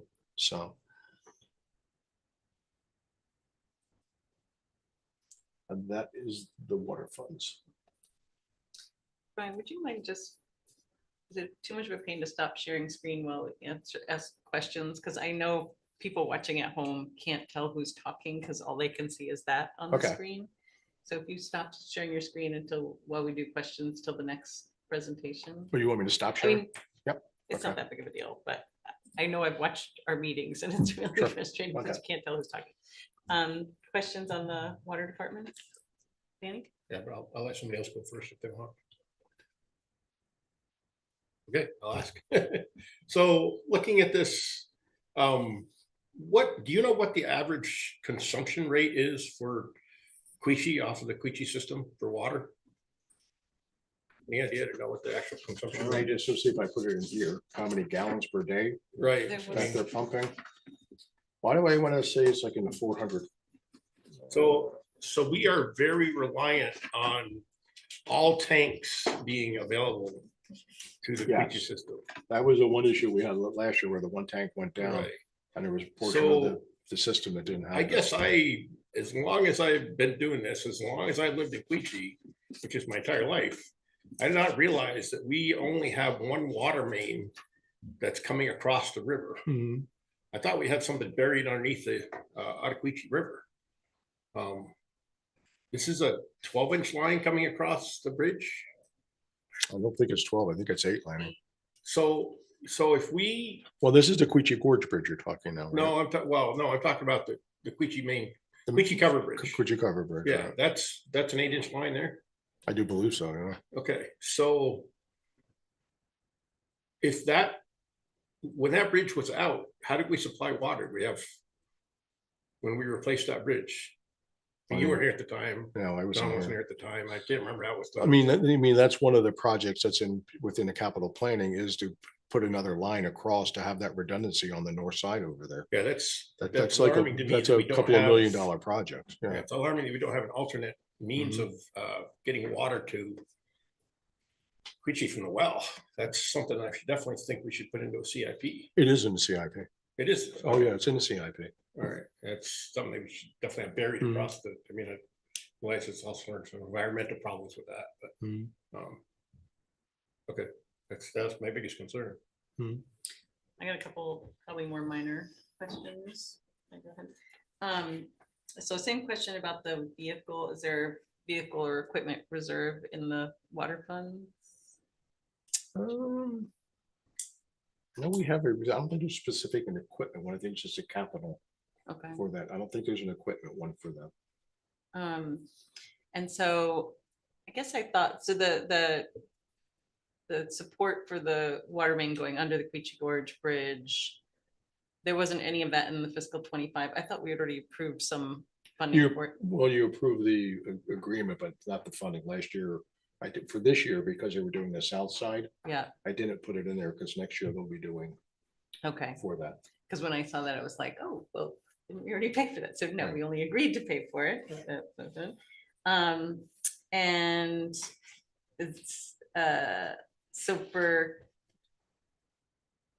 capital reserve for distribution, what's in that? Because that one was, let me go back to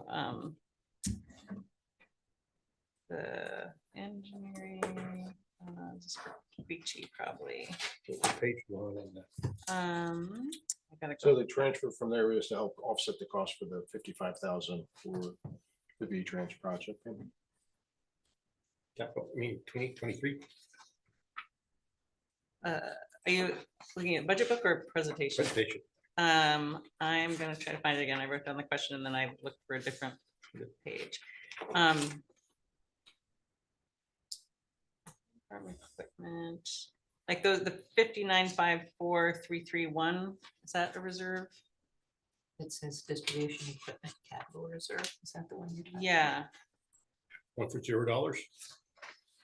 Yeah, it's at 0. That's, Brian talked about that. okay, maybe, no, the page 44 of the packet. What was the budget line? Funding, budget line is 55,954, 543, 000. Capital outlay. Yeah, Yeah, that's the one of 3 payments for the utility. agreement okay, for okay, trans. sorry.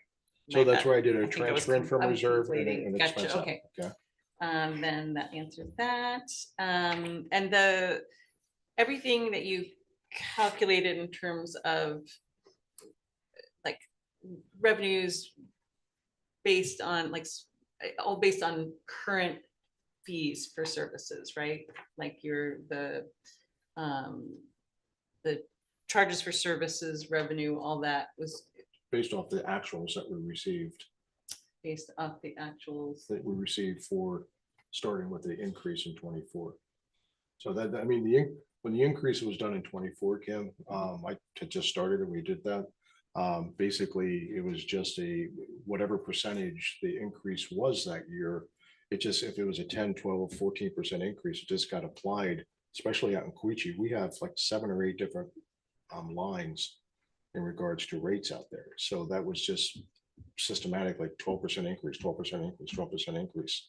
So that's what led to the larger amount of revenue being received in 24, which is to a benefit. I mean, I think the Queechee residents were too happy about it, but we've gone these last 2 years or these 2 budget cycles now, not having, we could keep the rates flat Okay, for that. right. Okay. And you're anticipating that For the 26. I think Okay. after 26, it will be a different story. We're gonna have to start looking, but that's where I want to get this rate structure down to take a look at a more equitable, fair, making sure we're, we receive a lot of comments in regards to seasonal owners with condos out in Queechee. Like, why I'm only here, 12 weeks out of the year, why am I paying the same amount of money that somebody lives here full time? Well, it's actually, that was one of my other questions, because another concern we've gotten is like a household of 2 people is paying the same. It goes as- by bedrooms. So if you're not a metered count, it'll go by how many bedrooms you have. So you And could have a people- 3-bedroom house and only be 2 of you, you're gonna be paying water for a 3-bedroom house. Okay, Okay, no matter how much water you're using. correct. The inability to meter condos is a problem.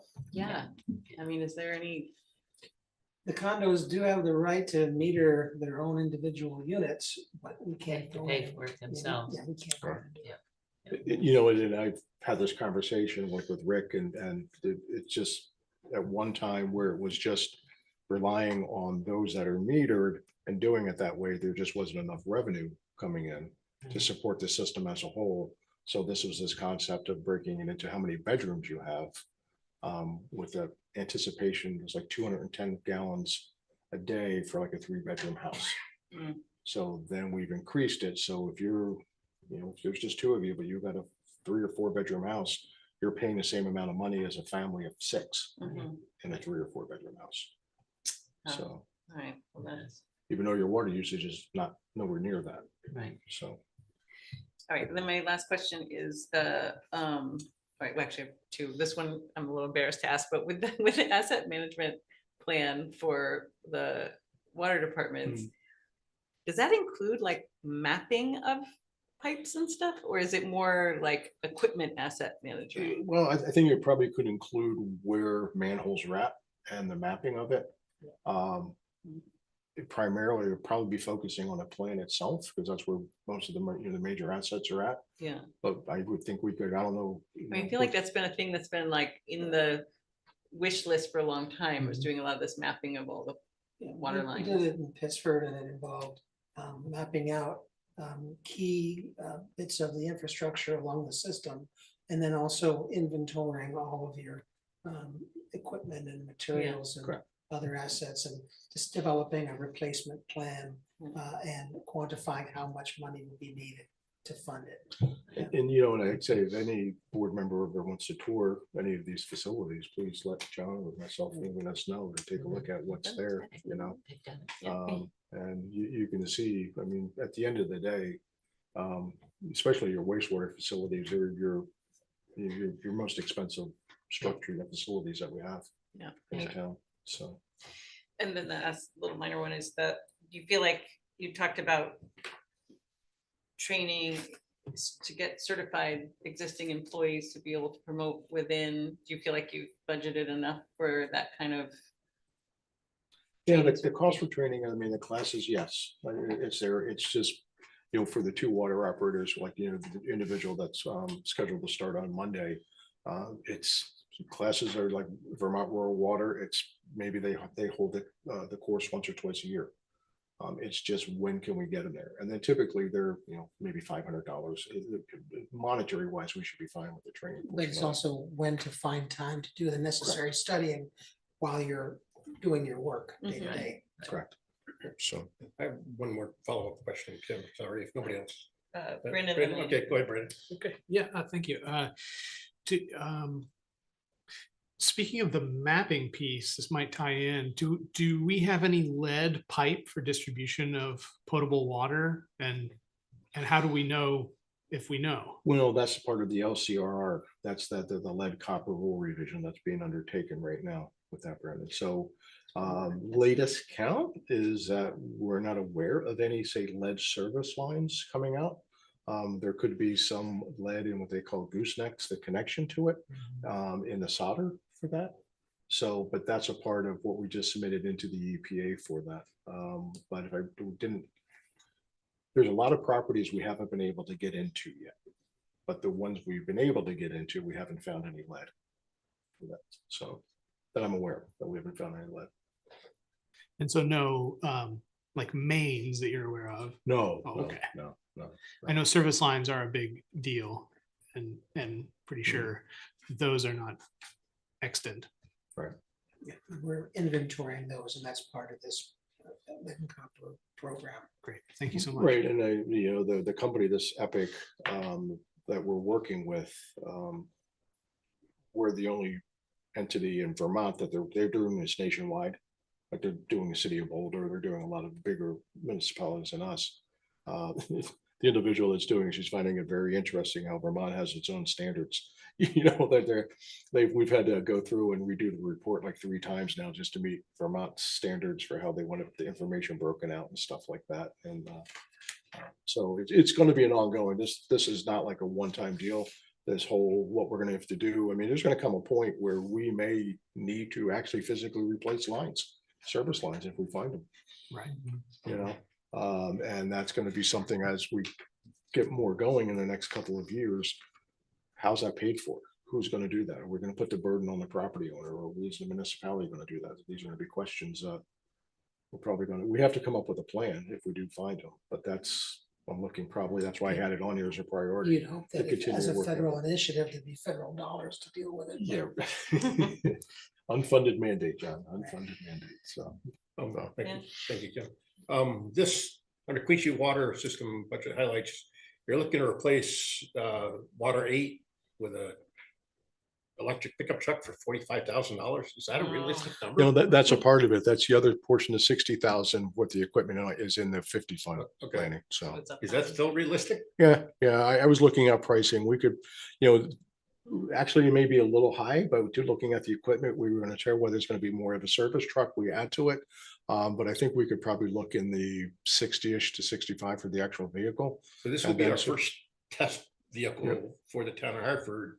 It's going to be a work truck. And Dan, Dana's been out. We've looked at where we could put the charging station on the building and stuff like that. So this would be located where? It would stay at the garage. It would be Okay. housed at the garage. So. Okay. And reason why we're going with electric is just to meet the climate action goals. Is that? It's not a plow truck, Lenny. It's not been utilized as a plow truck. It's not, okay. So.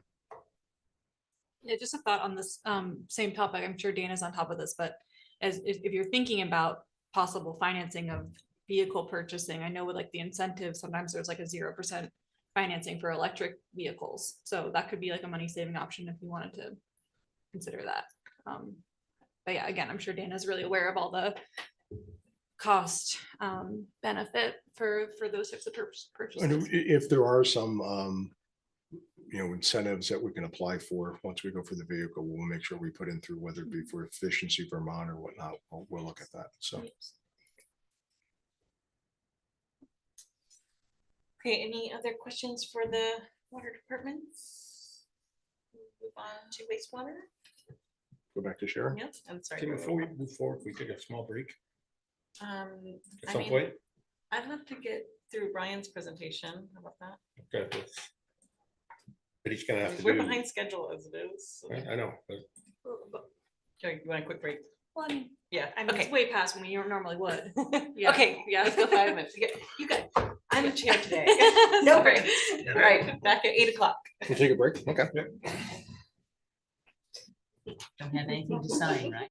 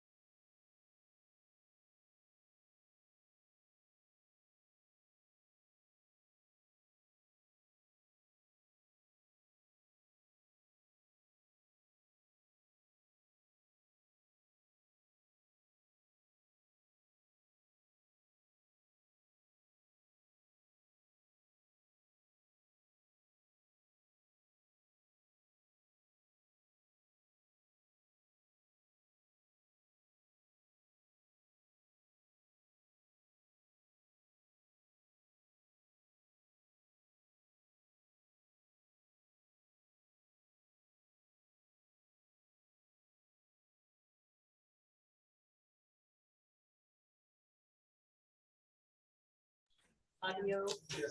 65 or 11? Okay. We're live. It's not yet.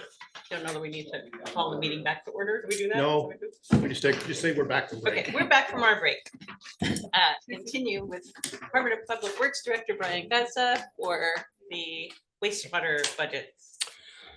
So the next two budgets are for wastewater, Fund 60, which is Hartford, and then 65, which is Queechee. That picture there is of our lovely Queechee plant. Once again, the chief operator position is vacant. Hopefully, like I said, I'm talking to an individual, and maybe before you leave, John, I may get you my letter off for that individual. Okay. Currently there's 4 operators. You have an assistant chief, a plant operator 3, and 2 plant operator 1s.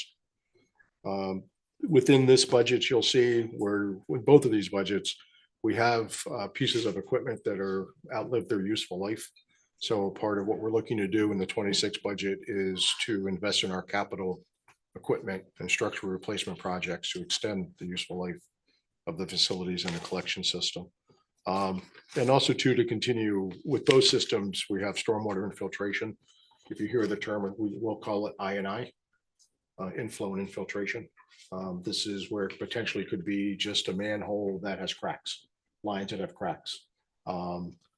People still have building drains, especially here in White River Junction, building drains tied into the system. So they're the type of things that we just want to make sure we try to get that gray water out of the system so we're not processing it. So.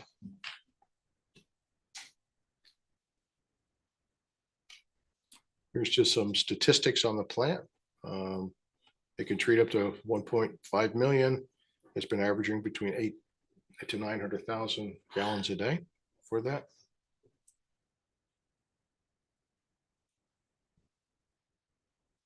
Here's the collection system, approximately 30 miles of main lines, a little over 3,200 connections to it. So, and every year as you go through, you'll hear we do the RFP, we do for the jetting and TV to keep the lines clean.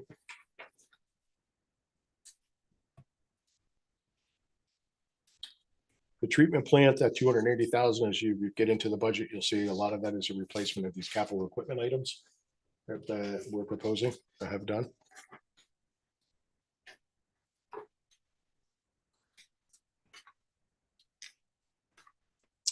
Again, just a chart showing the breakout of the cost. And as you can see with the water pump station, we did make that conversion. We took all those lines, the cost out of the water, that consolidation that you guys approved before we started the budget process.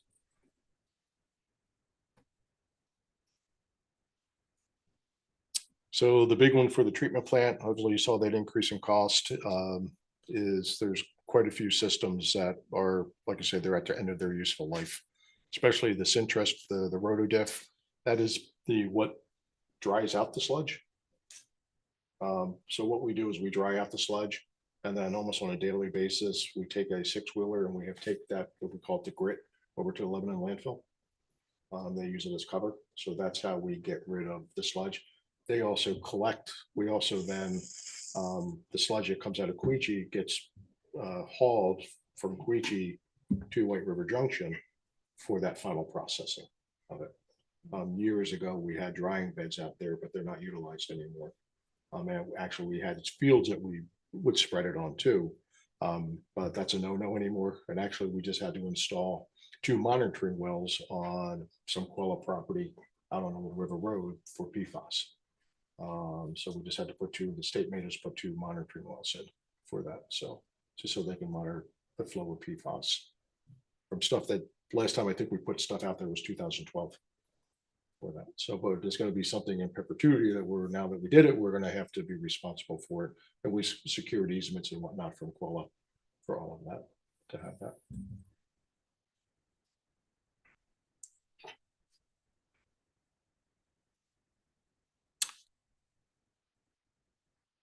Priorities, like I said, just to go back, excuse me, similar to what we have for the White River plant. We do have 2 operators there. that both need to be certified. We've been working, we've been sort of kind of slapped on the wrist a little bit. We're working diligently with getting the 2 operators that are currently there, their domestic 3 certification for the plant.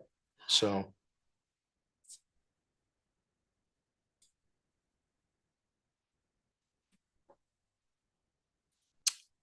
and it's just some more information on this plan. It's about a 500,000 gallon per day that it can do. And at sometimes it's running at capacity. Like when we had the flooding, we actually had to bypass during the July storm event because the capacity would have been too much. We would have overflowed. And that's a part of that I of coming in. We would have flooded out the plant, so we had to bypass at the Whitman Brook pump station.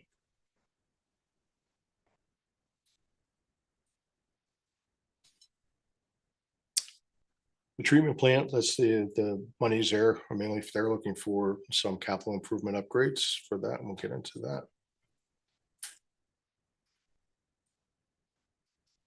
And you can see for them, their grit tank, effluent filters, sludge hauling, asking for an extra amount of $190,000 there.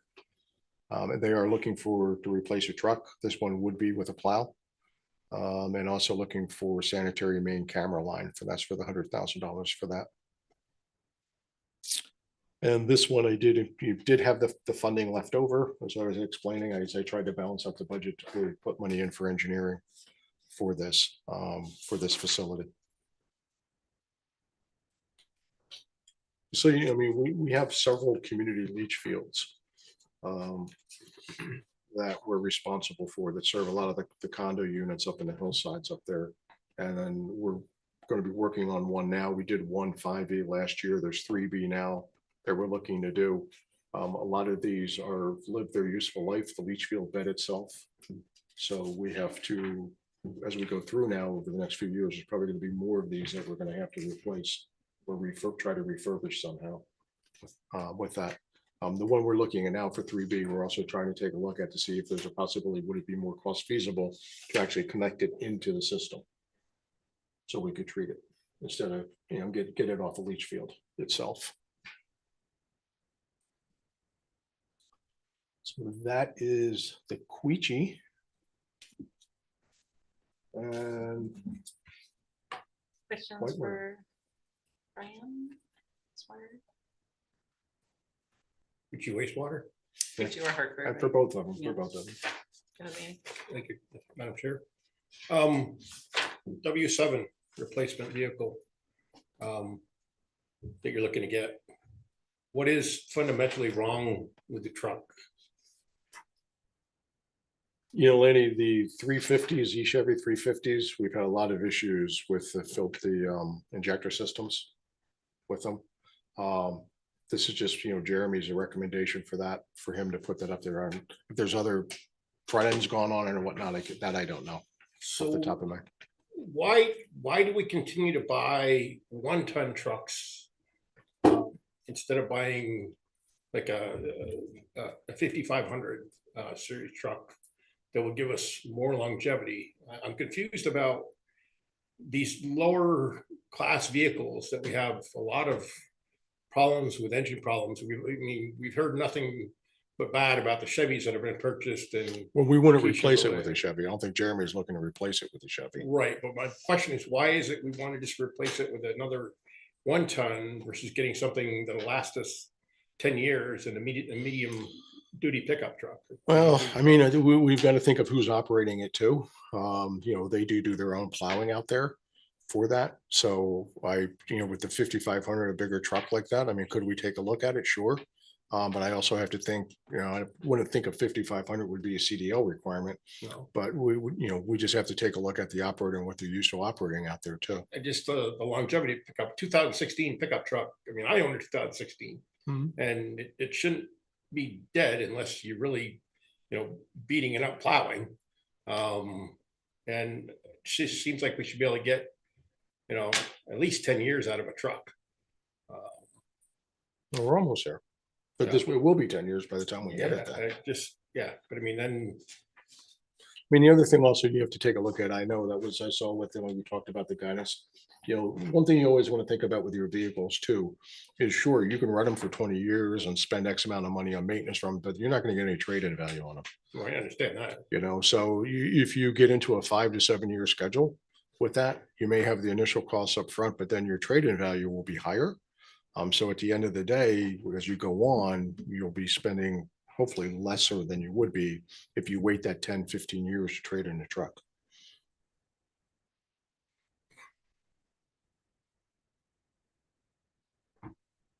Okay, I just like to be able to get another year out of it, you know? Well, like you said, this wouldn't go into effect until next year anyway. So. Understandable. Anything else? I have just a quick question, Brian. Under 964, 320, 0100, the new camera equipment for 30,000. That's for the wastewater lines. They're at Yeah, to camera. go through the lines. Yeah. Okay, So, that's all I wanted to know. Yeah. Thank you.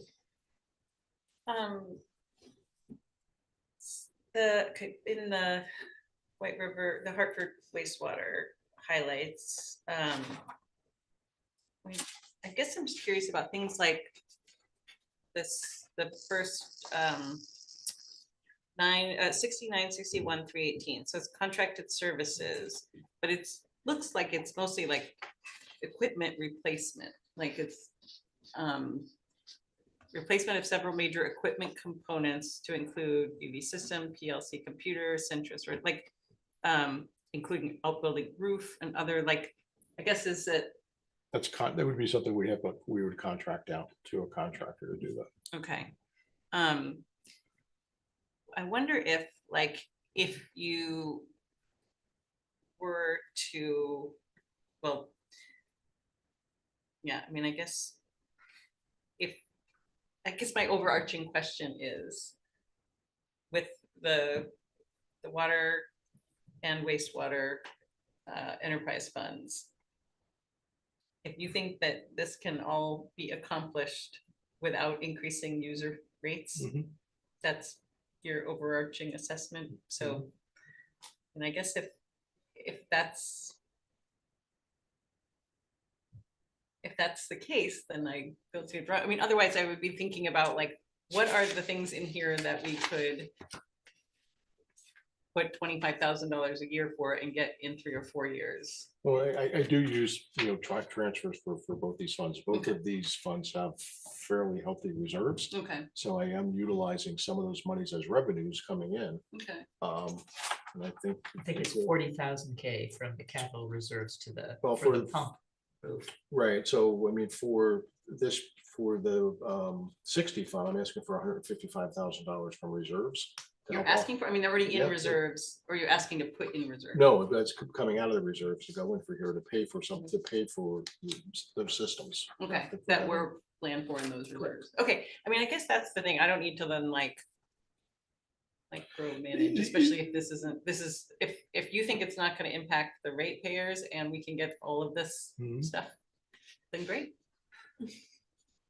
Am I crazy? No, I asked the same It's the question. same during question break. Gail and I asked also, do you want these new truck purchases, all of them this year?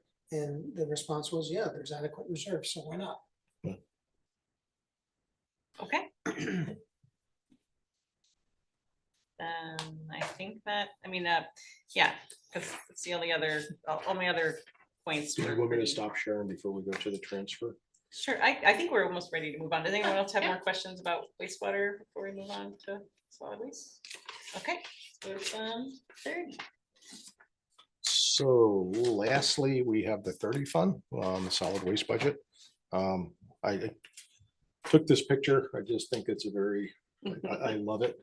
And how I think, the history of the transfer station goes back to its dedication in 1991. And at the time, this is the original sign. I just love it that they called it the first unshopping center.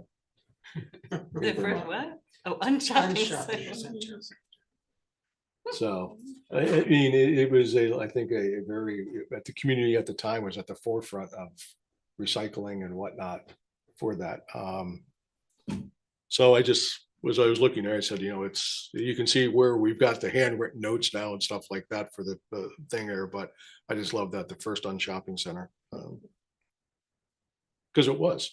I mean, if you go in there and read the history of it, this was set up to serve 60,000 people in the Upper Valley, Mhm. the recycling center. It was state of the art when it first came When out. it first came out. And, Things have changed. Before the So- ground started to settle.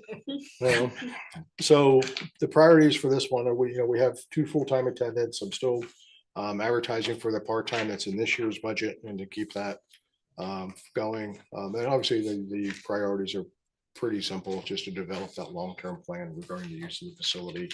But while in the meantime, while doing that, we have to continue to operate and make sure we meet our mandatory requirements. Our solid waste implementation plan, I mean, there's thresholds we have to meet or we'll get notice of violations from the state. Besides the transfer station portion of it, we also have then the landfill portion of it too, that we have legacy costs there with the landfill that will go on, will outlive all of us in regards to what we have there. I started this last year. I just thought it was just interesting, every quarter we have to report into the state. Just gives you a little overview of what we actually collect for materials down there. It's not, I'll be very honest with you, sometimes it's the information we get from either what's called NRA, that's who picks up the vast majority of our recycling. Then we get the information back from them, how much tonnage it was. They'll come and haul one of the big containers.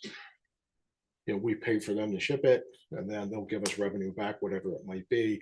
Then we get the information back from them in regards to what the weight is. And so that's how we come up with our quarterly reports that we have to put into that. So I think it's just very like with solid waste, you take a look at, we did over 600 tons just at the transfer station alone. Then you take a look at the various mixed paper and plastics. This is not curbside. This is what we're just doing at the transfer station. Okay. So, if you get into the conversation about curbside, these numbers would dramatically increase if we went away. So that would then mean that we would need more staff or whatnot, more equipment and time down there if curbside was to go away.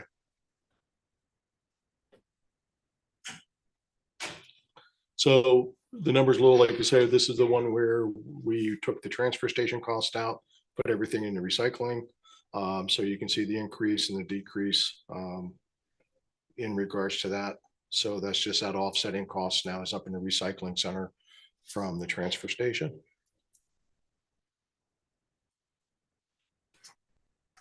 And once again, this just then shows the breakdown of the cost.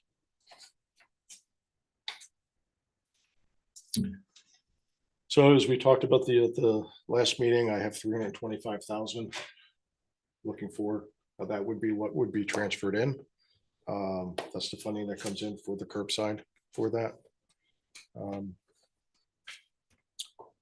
I put 50,000 where we have an RFP out for the removal of the construction debris, given what has happened with the prior, us finding the asbestos materials in there and Lebanon not being able to take it now. So I put 50 in there. More than likely, that's not going to cover the additional monies that we're going to need. But I think at least, from what we already have allocated, the 5.5, this will give us about $600,000 to start working on getting the debris removal out of there from there. We're So- not still taking, sorry to interrupt, we're not taking any new Sandy, right? No, This is still dealing no, with the old, okay. No. Once Lebanon made us test for asbestos up to a real monkey wrench and everything that we needed to do. Okay. We thought we found the perfect answer. Didn't happen. So.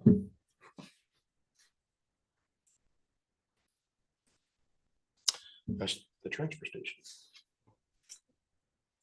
And maybe if you want to stop sharing now, because that's your last. Sure. presentation right now. Well, I just had revenues. I don't know if you wanted to go through revenues, just to break down that.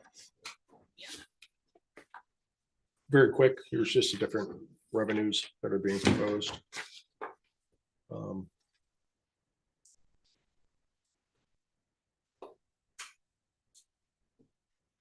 I would be saying some of the funds, like I said, we've, for the water and wastewater, some of them have increased substantially, but once again, a lot of that is interfund transfers. The reserves make up a good, half some of those.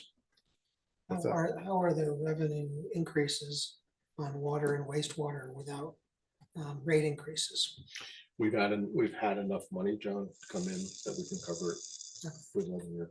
Like I said, I think going into 27, we're gonna have to we're at that line right now to where we should be able to cover the expenses. I'm sorry, I didn't follow that. The 27 budget was where we're gonna have to probably start taking a look at a rate increase. I see, okay. Okay, for that, okay. And once again, just gives you quickly there. The question there, the last slide I have is just gives you a proposed breakdown as we talked about with salaries, where stuff is that. I just like to give you a little breakdown of what the salaries are, increases and going from there. So overall, it's about a 8.68% increase in regards to salaries. So. And that is the last slide, and I will stop sharing. Questions, go ahead, Lanny. So one overarching question for DPW, and it revolves around what's happening over Lebanon in the paper today. Do we have an asset inventory of our small equipment within DPW? Do we have like labels on equipment, Lanny, and No, stuff we like have that? we have an inventory. of Well, yeah, assets. we have an asset inventory. I mean, finance, yes. Is it 100% accurate? Probably not. We get, of course, an annual statement from VLCT about all the insurable items. Right. And so that's a helpful tool as well. I just worry about, have you seen the paper today? Yeah. Yeah, with Lebanon's made the paper today with their DPW department. I want to make sure that Hartford has everything covered as far as an inventory of all of our small equipment that we have within the town for inventory purposes. Be nice to have. Well, I believe departments do that. the asset inventory, what's it, $4,000? What's the plan that it takes a look at that it's on the asset inventory list? Oh, I don't know what the thresholds are as I sit here. Was it 4,000? 5,000? Okay, so everything above $5,000 is accounted for then. Well, it's on the inventory. It's on the list. Okay. We did our best last year when Gail sent it down to go through it to double check everything. To make sure I sent it out to all the different divisions to do that. When I come still back. look at $5,000, so that's Mhm. chainsaw, that's a snow blower, that's a lot of hand equipment. For again, that's Parks and Rec as well, but that kind of equipment is well within that $5,000 threshold. It'd be nice to have an inventory on that equipment to know that we're still possessing it. And I'm not saying, please don't take this. No, I'm not saying no. that we don't possess it, but it'd be nice to have that inventory of what we have. I don't want to see Hartford's name in the paper like that. Neither do we, John. I mean, with that, neither do we. So. Is there any chance of getting the Sanborn Head report before the end of this calendar year? Had a meeting yesterday with them, so we've come up with a plan of what we're gonna look to do. We're gonna work on, we actually have the checklist, the task number 5 from the amendment to their contract, for the most part completed. Task number 4, I've got to provide them data in regards to 3 years of expenses, so we can start taking a look at the revenues and generate what the task number 4 or for that. We're going to do our best to get it to you by the end of the year. Okay. One of the things that was actually brought up by Sanborn Head yesterday, it's very difficult to project what a vendor's cost would be without actually doing an RFP, getting costs for them to run the center. Because of the different, the transfer station as a business model is probably the most complex one we have, and everything going on down there. And all the different vendors that we're utilizing in regards from Casella to NRA, to how stuff is farmed out and the revenues we get back in. It's quite complex in regards to what we have down there. So Because I guess I mean, so the curbside recycling, I mean, it's such a giant unknown. Like we put $325,000 in there, and then we don't, I guess, I realize that's somewhat separate from the transfer station assessment, but they're also quite They're related. part and parcel together. Because yeah. in a sense, that competes with the transfer station. Right. We're actually thinking about a survey for the townspeople to gauge their current uses of the curbside recycling program to determine what percentage of the population benefits from a program which all taxpayers pay for.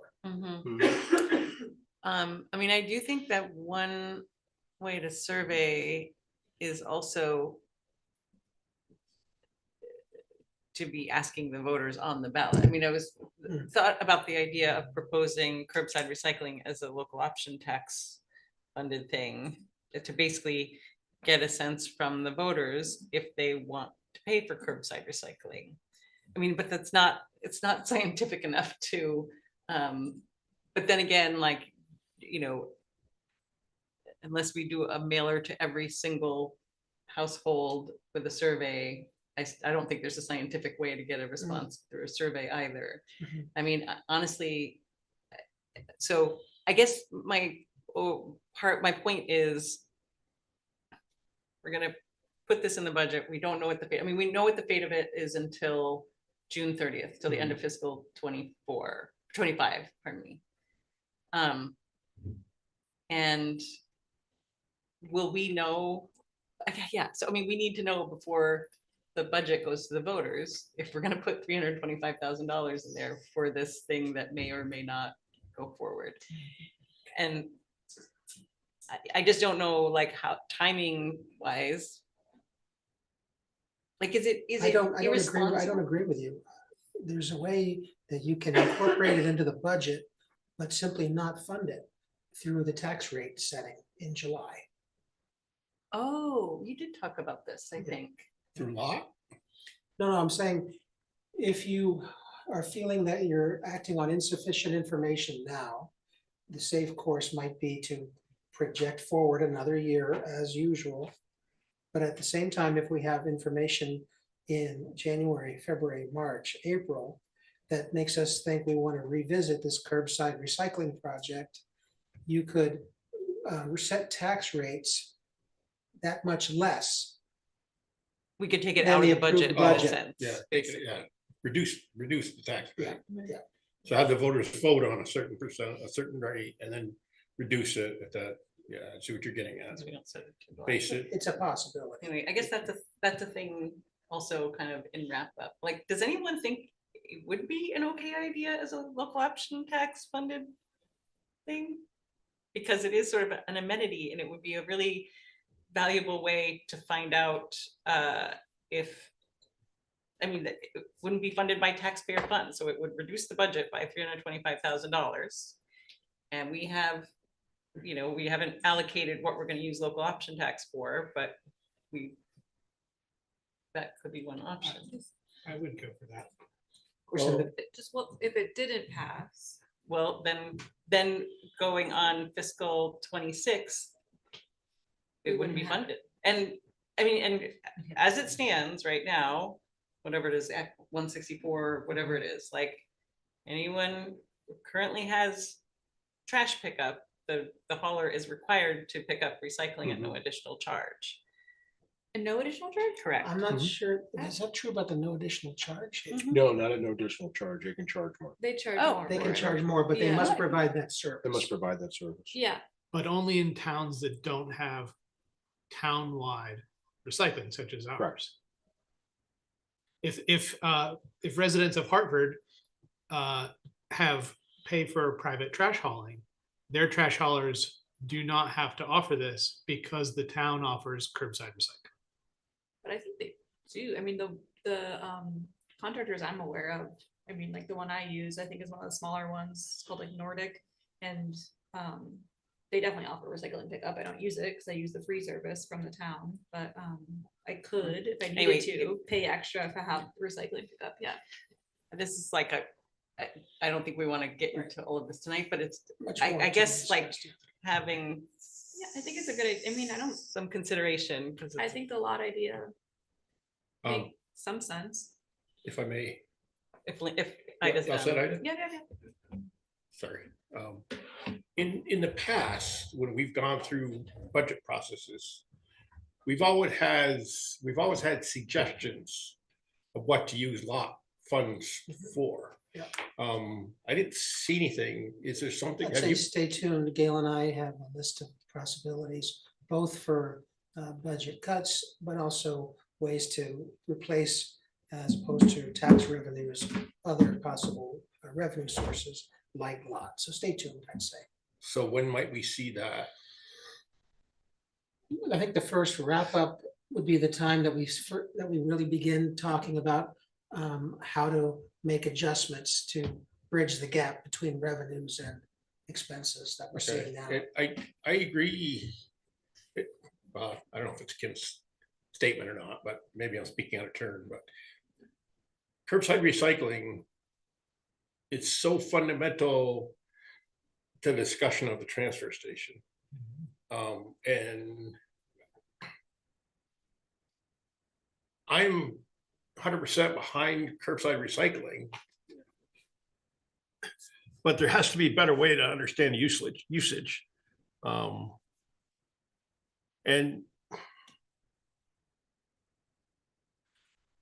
And I still maintain the suggestion that we need to get the smaller haulers involved and have a cooperative, as Kim has suggested, perhaps to look into it.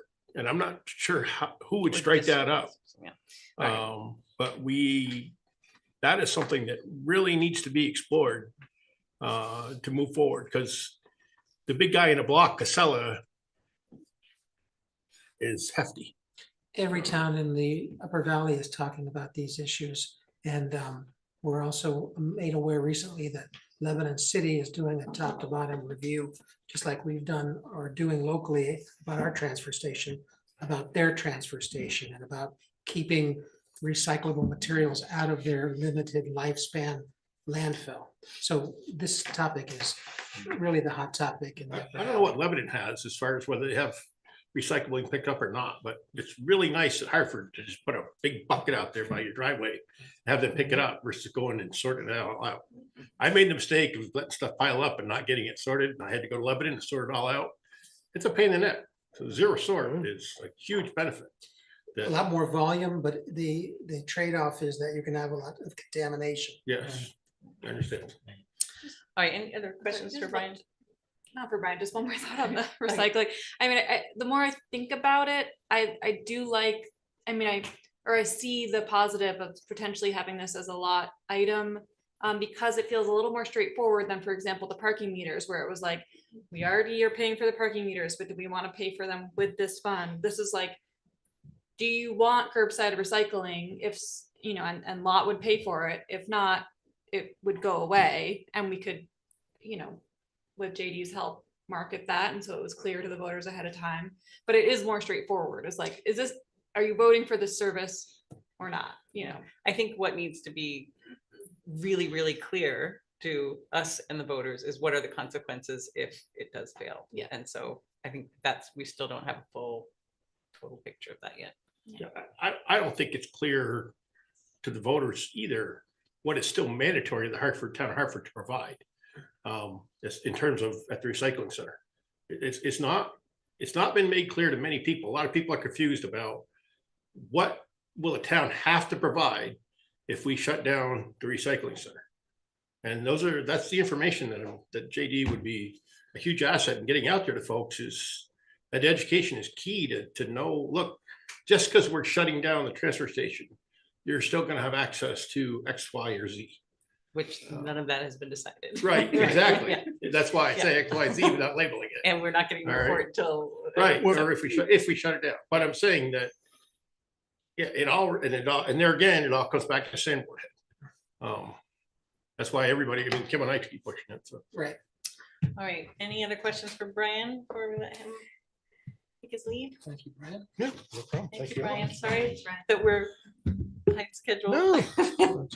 And like I said, if any Sorry. select board member wants to have a tour of the facilities. DPW takes a lot of time. Yes, There's a lot oh, to for it. sure, for sure. All right, on to the town Well, we manager. get paid the big bucks. And I'm gonna. Yes, thank you for helping me with this. Dylan was in my office and my brain was about to explode, so my default was to rely on Tim's help. Let me see if. So what do we want to now? Town manager budget. Yeah, And I still might need some help with full screen, but let me see if I.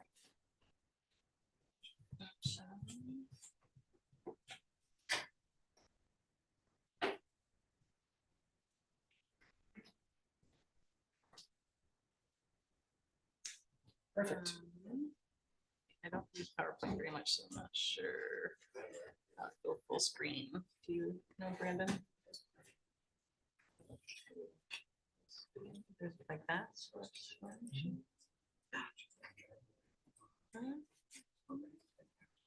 Yes. Is there something at the very top bar? I can't see that far. Start slideshow, start slideshow. Top leftish, Oh, that one? Oh. in any event. Okay, is that sufficient? It's for good enough folks? for me, Okay, for- that's for also sure. because my battery is starting to die. so I didn't bring my. I'll That's gonna be move so it short. right along. Okay. Thank you, Kim. And thanks, everybody, for your patience. We've got a couple of presentations, one of which has to do with things mostly in the building, and the other has to do with things outside the building by third parties, right? And funding that we provide to third parties. So we'll start, Kim, if you would, on the budget highlights summary, which is the next slide.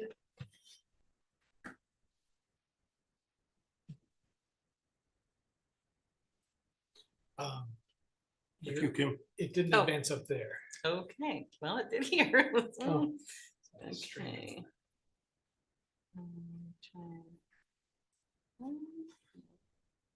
Let's try this way. All right, I'm just gonna do this mode Sure. because. This is kind of the overview or the table of contents for this packet, which lists the various items that seem to be parked under the town manager's authority. And we can deal with them each in turn, but overall, I can tell you that in this packet of budget portions, we're looking now at a increase of approximately 14%, and I can explain that more as we go forward as a kind of a bottom line between 2025 and 2026. The next screen begins with the select board. And that shows that basically no change from one year to the next. And that has largely to do with the fact that we've now gotten some actual figures about compensation based on the last year with the increase in the stipend for select board meetings. And it also lists the fact that we've been able to trim the contracted services item for dependent care stipend because we fully funded that, not knowing what the usage would be. And thus far, there's been no usage of that amenity. So we feel pretty good about removing quite a lot of that funding. Going to the next slide, we see boards and commissions. And again, there's a 30,000 plus savings from last year to this year. Once again, based on just empirical evidence as to how much use is being made for the stipends now available for members of boards, committees, and commissions. We authorized, again, what we thought was kind of full funding, and we're seeing a usage rate among the, say, 70 or 71 committee members of about 27%. So 19 or 20 out of that 70 person cohort is actually accepting their available stipends.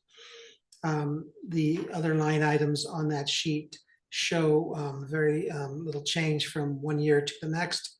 However, I should point out that just today, we've heard from the sister committee that we might be hosting our sister city students here in Hartford in the coming year, and that they might be asking for some funding to help accomplish that. So stay tuned.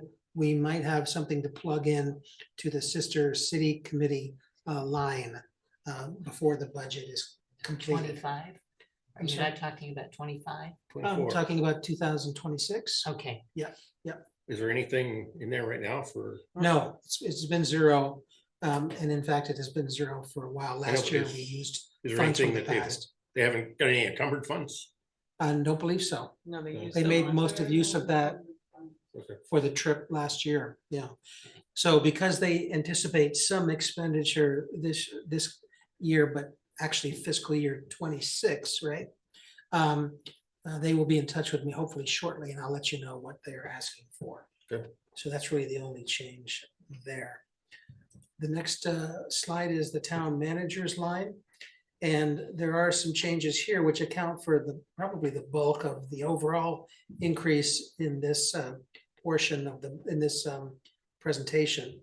And that is the normal cost of livings and adjustments on salary for the staff, but also pointing out that we have seen a very good usage of and very good reception to our communications and media specialist position.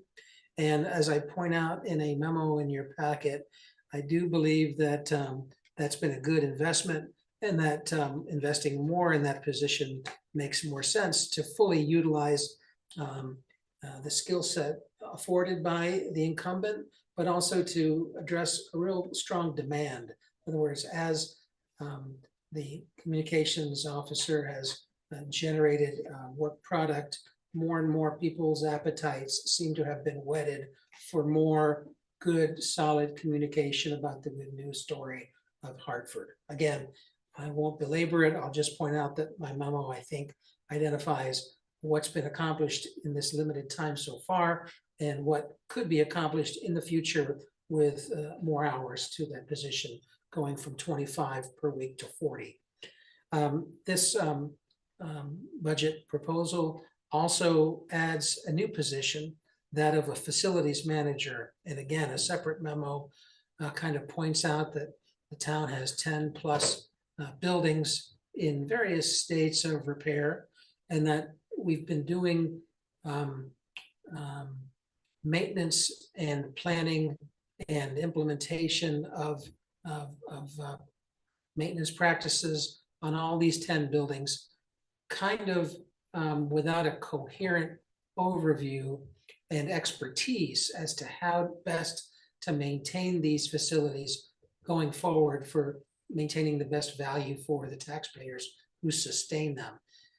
It has been kind of by default that various department heads and others willing to help out have chipped in their time and effort to deal with problems, but that's all been very defensive and reactive rather than affirmative and proactive as to taking a good inventory top to bottom of all of our buildings, assessing them and their needs, and developing budgets for how to maintain these as town assets going forward.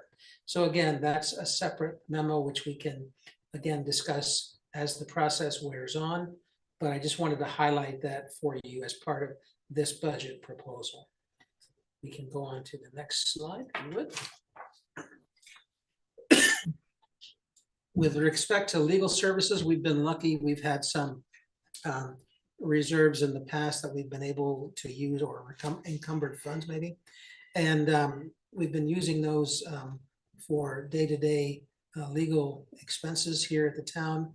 And that will sustain us through the current fiscal year, but I just can't be certain that they will serve us throughout the next fiscal year. So we have placed a relatively modest number of $15,000 to account for the possibility of needing more funding for legal services. Under tax collection, the next slide, there's really virtually no change. Can we skip over it? There's tax. Tax collections after that one, Oh, okay, after the, after that That one, photo. okay. Okay, thank you. Very little difference, only for the salary increase.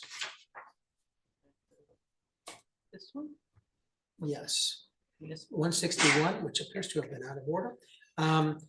There is an approximately 8 to 9% increase in that line item, but this line item is what covers some of the cleaning and maintenance contracts, utility payment, and separately, we've asked for another $50,000 to be dedicated through the debt fund to cover an eventual overhaul of the building's HVAC. As you know, as you've experienced even tonight, these heat pumps are not necessarily working at their optimal, and the building is not always comfortable, too hot, too cold. And we've had technicians coming in, putting Band-Aids on these systems, but Dana has articulated that an overall rehab of those units and an overhaul of the HVAC here in the town hall would cost about $200,000. So we've already committed to putting 50 in the reserve in the current year, and we're asking for another 50 in the next fiscal year. Next item, Kim, is energy. Line 626, no difference.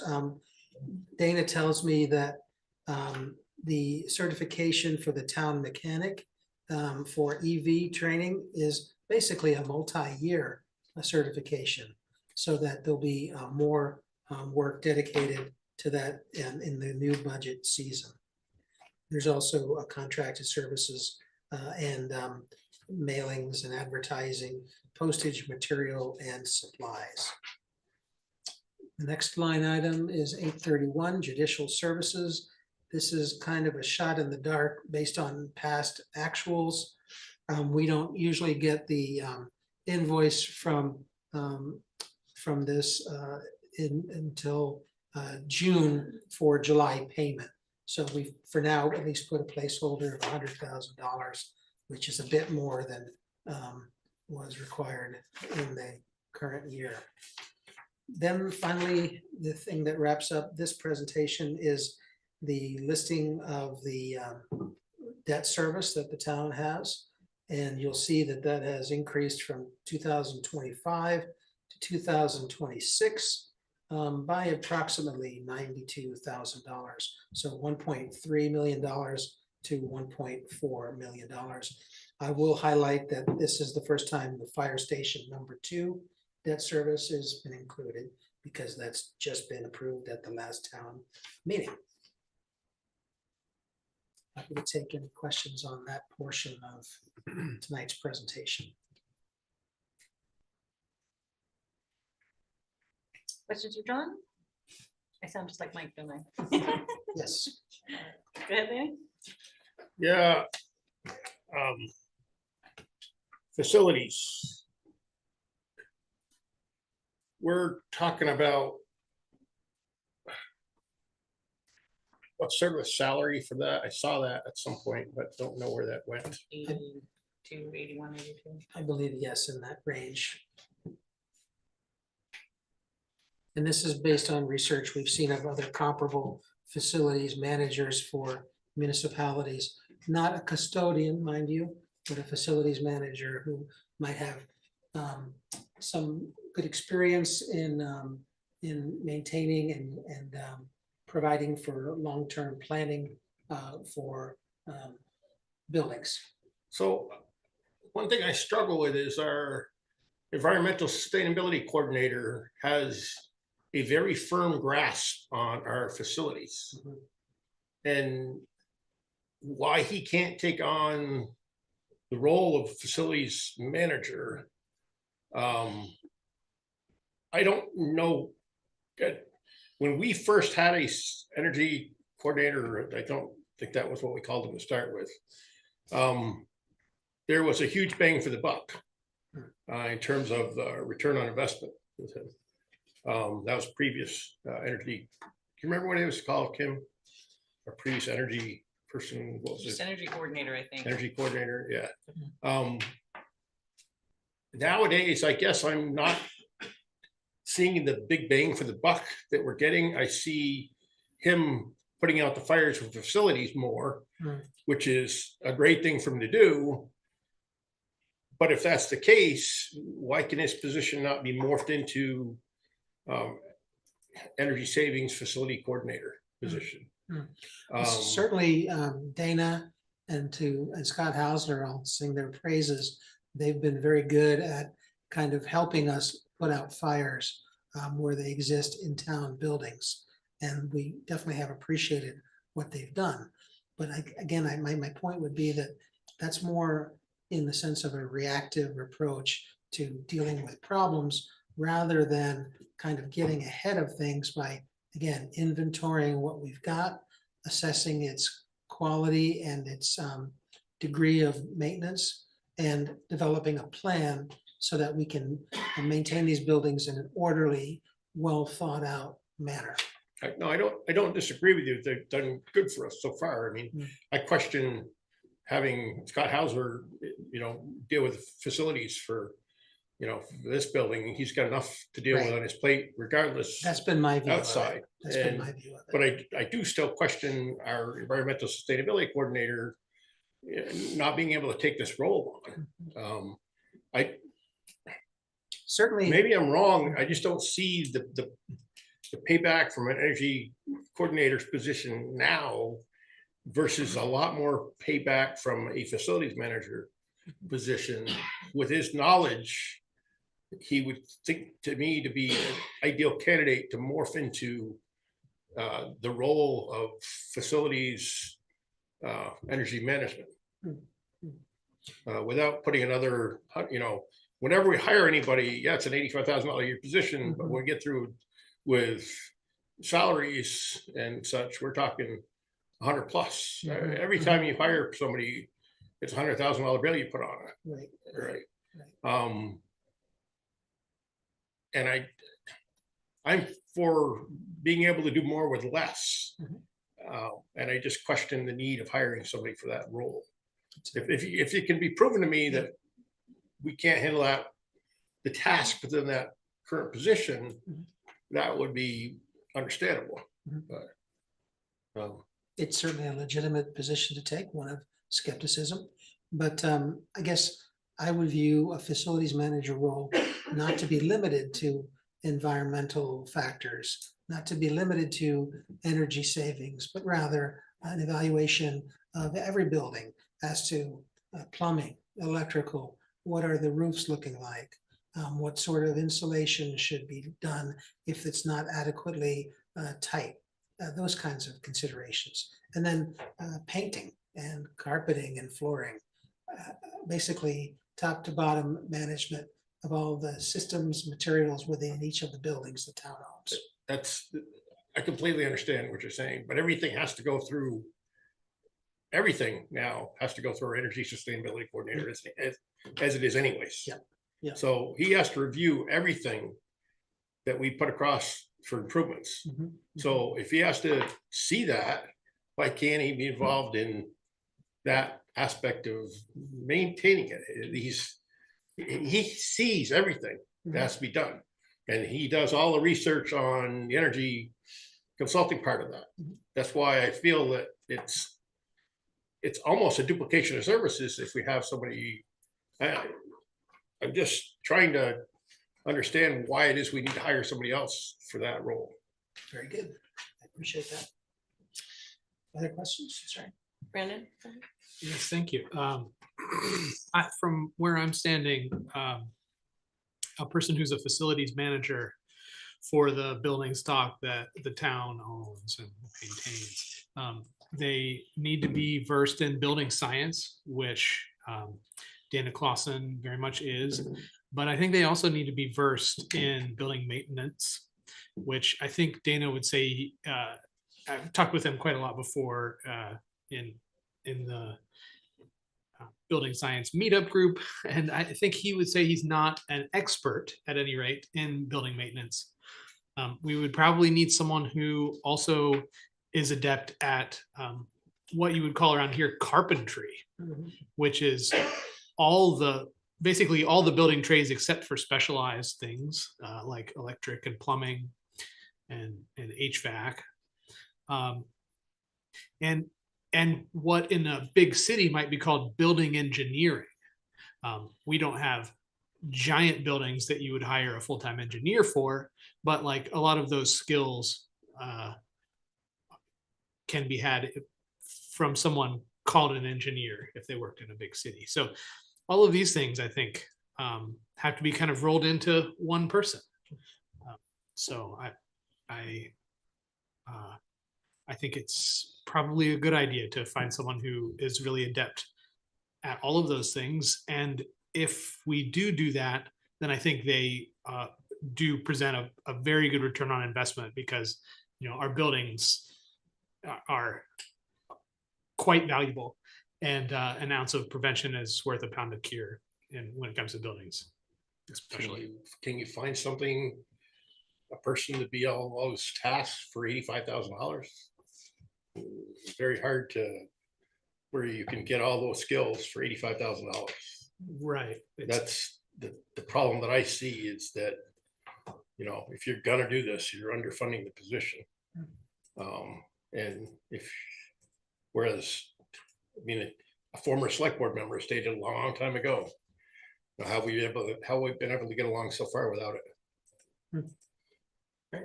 The question is, are we getting along without it? Well- You've seen some of the deterioration for yourself, right? I know my sister's husband is a building engineer in Chicago, and he makes about $150,000. But that's Chicago, the cost of living around here is a little bit lower. Unless there's something more, we can jump into the topic that our friends have come to Oh, yeah, okay. support on. Sorry, okay. Yeah, Oh, sorry. wait, was that part of your presentation? Should I go? Okay, sorry. What? No, I'm done with number one, Okay. unless you have more questions. My apologies. So I should bring your slideshow back up. Number two slideshow. I've sent you two slideshows. Oh, I didn't notice that. My apologies. No problem. Because I still have more questions on number one, Oh, but let's, No, Kim, please, because I gain a lot from your questions, so please. okay. Sorry.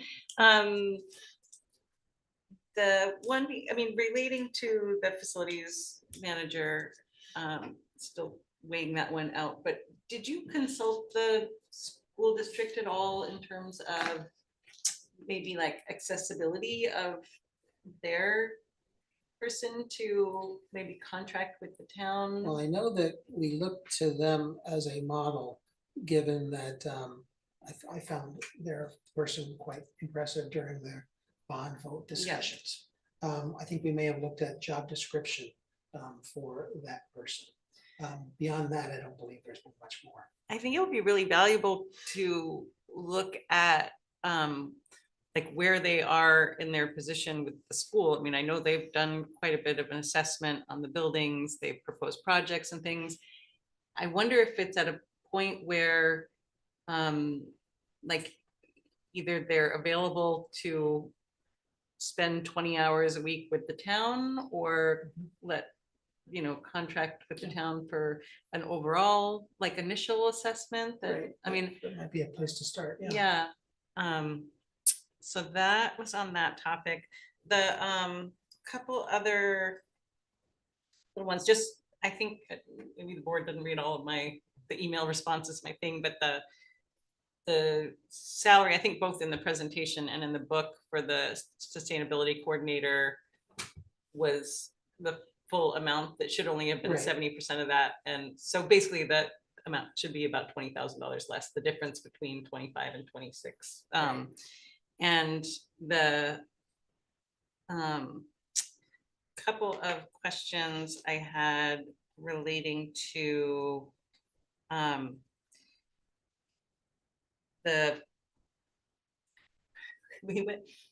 this seems to be like a resolved issue about, we 3 years ago decided to hire a benefits technician, and then that got changed to the recommendation for HR software called Namely.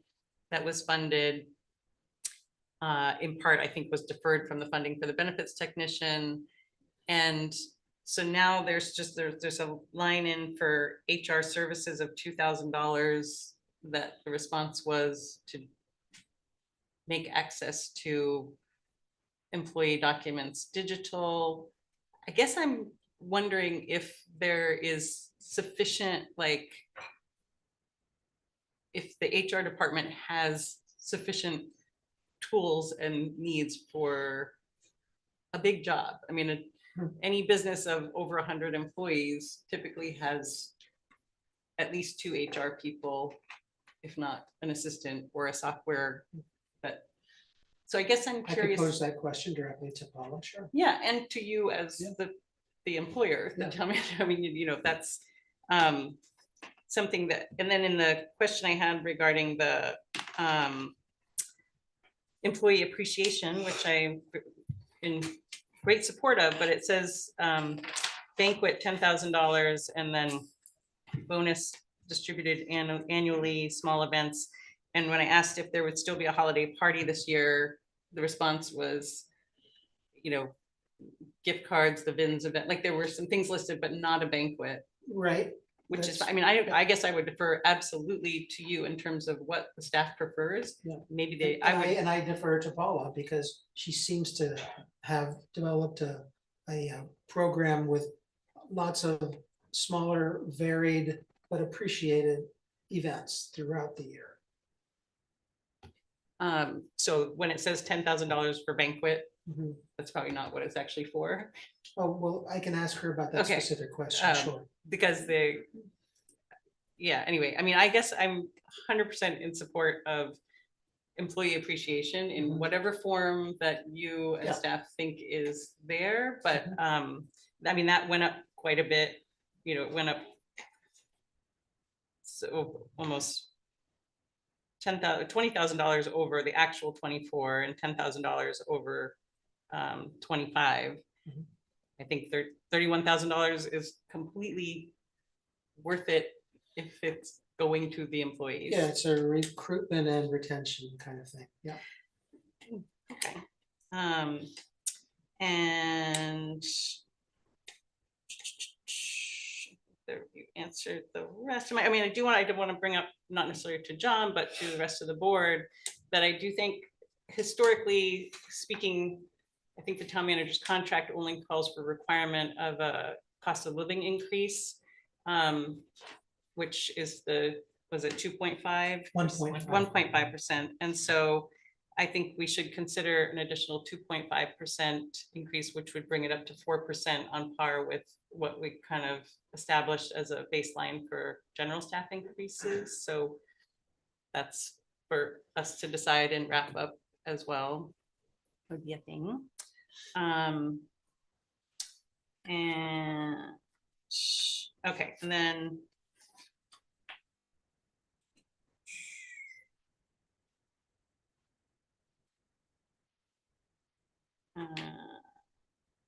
I think then we can move on to, oh, I guess I was curious about just it was referred to in a couple different departments relating to salaries, the census figures that were provided. Mhm. What's that based on? I think what happens is Paula plugs in health insurance, you know, things like social security, FICA, things like wage increase that seems to match the union wage increase, and develops a spreadsheet that she shares with all department heads so that they can input those figures into their budget proposals. Is that roughly accurate? Correct. Great, thanks, okay. And just to remind the board that like during fiscal 24, correct me if I'm wrong, there was this compensation study that was done that actually brought salaries up quite a bit during the middle of a fiscal year, which basically was paid for through other unspent funds in that budget year. It didn't, and they started July 1st. Of 20 for the 25 fiscal year. So just, I don't know if anyone else, like I tend to look a lot toward what was actually spent in 24, which versus what was budgeted in 25. but that would be in the salary range would be a significant, those are not apples to apples. That's what I'm suggesting. Just to be clear, Please. it took effect July 1st, 2023, and we looked one full year. Because John came last year in 2023, and compensation was already in. So 2024 does reflect. The compensation study Correct. increases. Okay, okay. So I guess if you're looking at 23, go back those projects. Okay. It was in the fiscal 24 year It became effective July 1st. of 2023, 3, which is the fiscal year 24. Thank you. Okay, so I'll pull up that others. Anyone else have questions for John at this time? Okay, sorry, let me find that other presentation.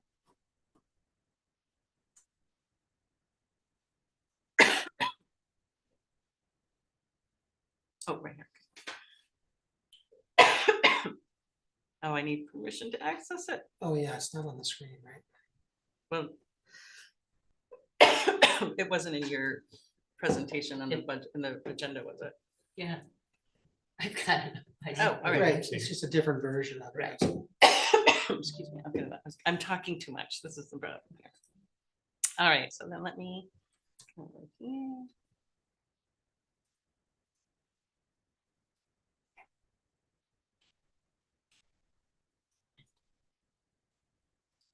Pray that them does not die.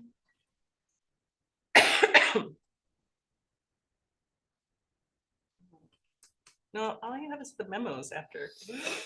After the two memos is the second Starts slideshow. Oh, on FY page 26. 6. But I emailed you both of those PowerPoints earlier today. Yeah, the one is telling me, I just showed, the Page. last one I shared from that email. Page 96. Oh, okay. Yes, okay, my apologies, you guys. So here, here.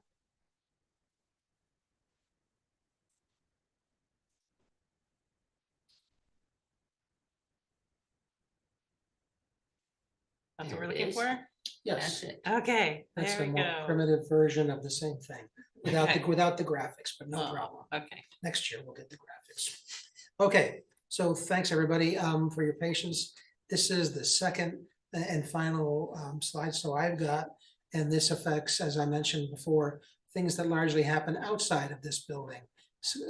Supplying funding, for example, to third-party organizations who have requested it. So we'll start with the overview, which shows a scant 4.5% increase overall between all of these categories. And then I'll move on to one at a time. The next slide, I think, is going to be cemeteries. And there's been a relatively small changes from each of the cemeteries. Hartford Cemetery is a $2,500 difference. No change for Mount Olivet and St. Anthony Cemetery. A decrease on Queechee Cemetery because I think they had a larger project the year before. There is a $14,000 increase requested by the West Hartford Cemetery.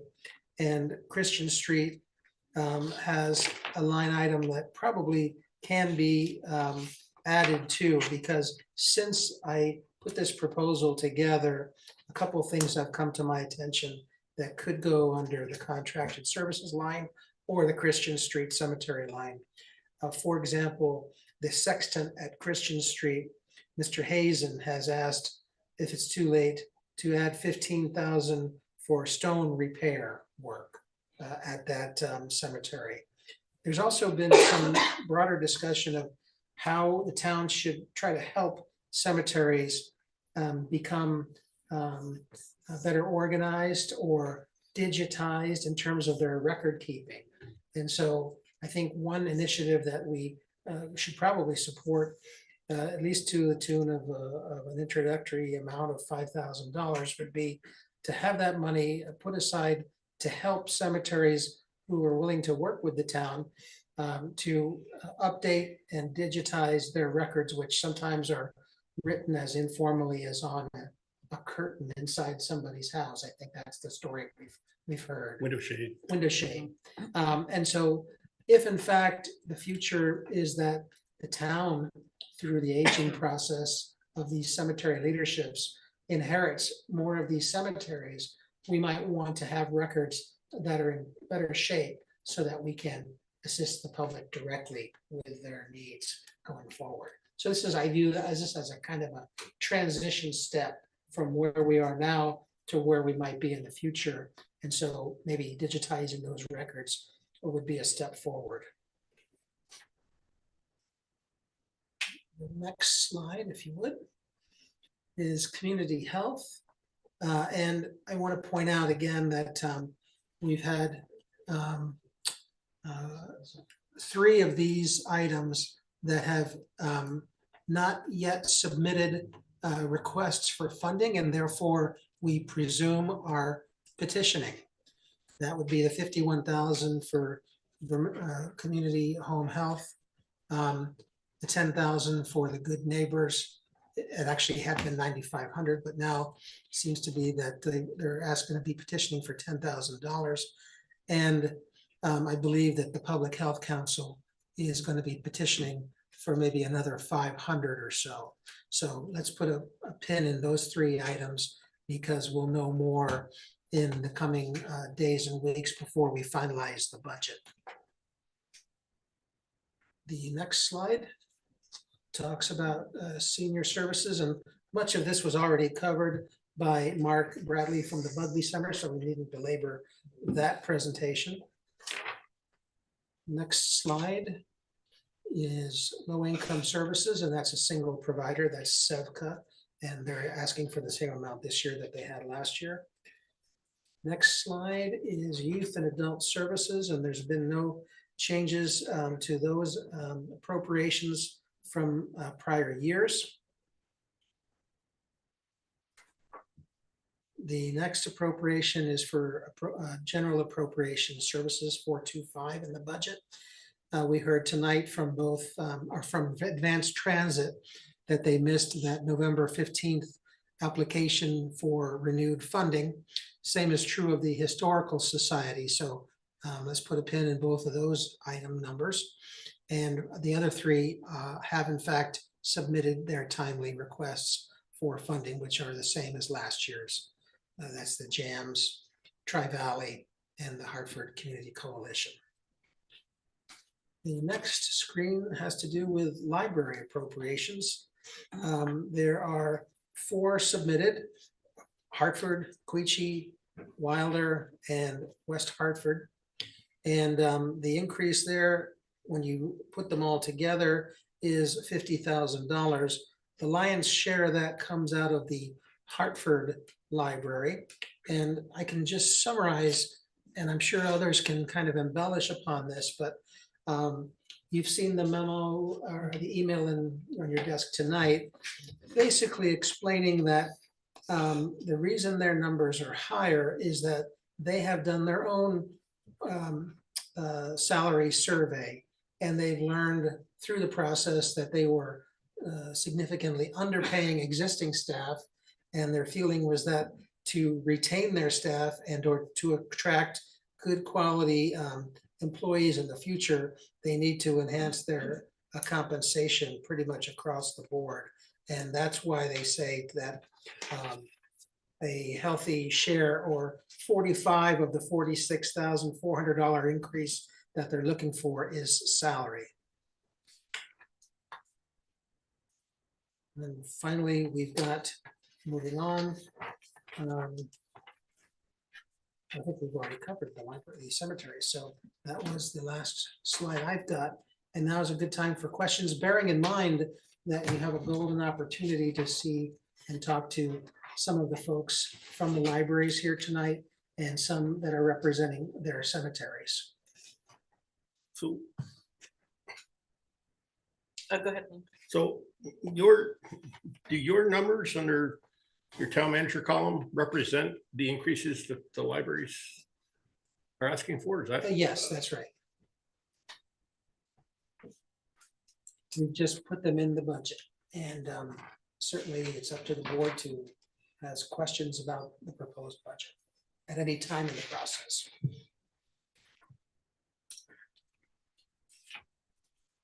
Uh,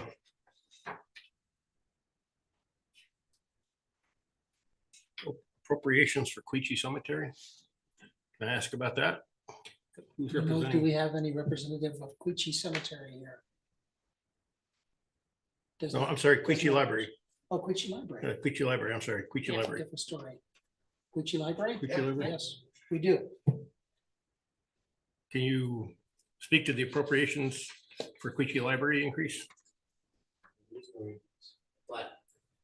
I got, Yeah, it says right on the slide.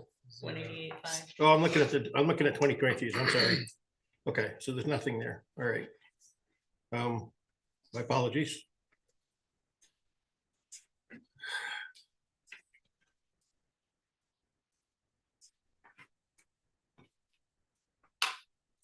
Gonna have to make cuts somewhere.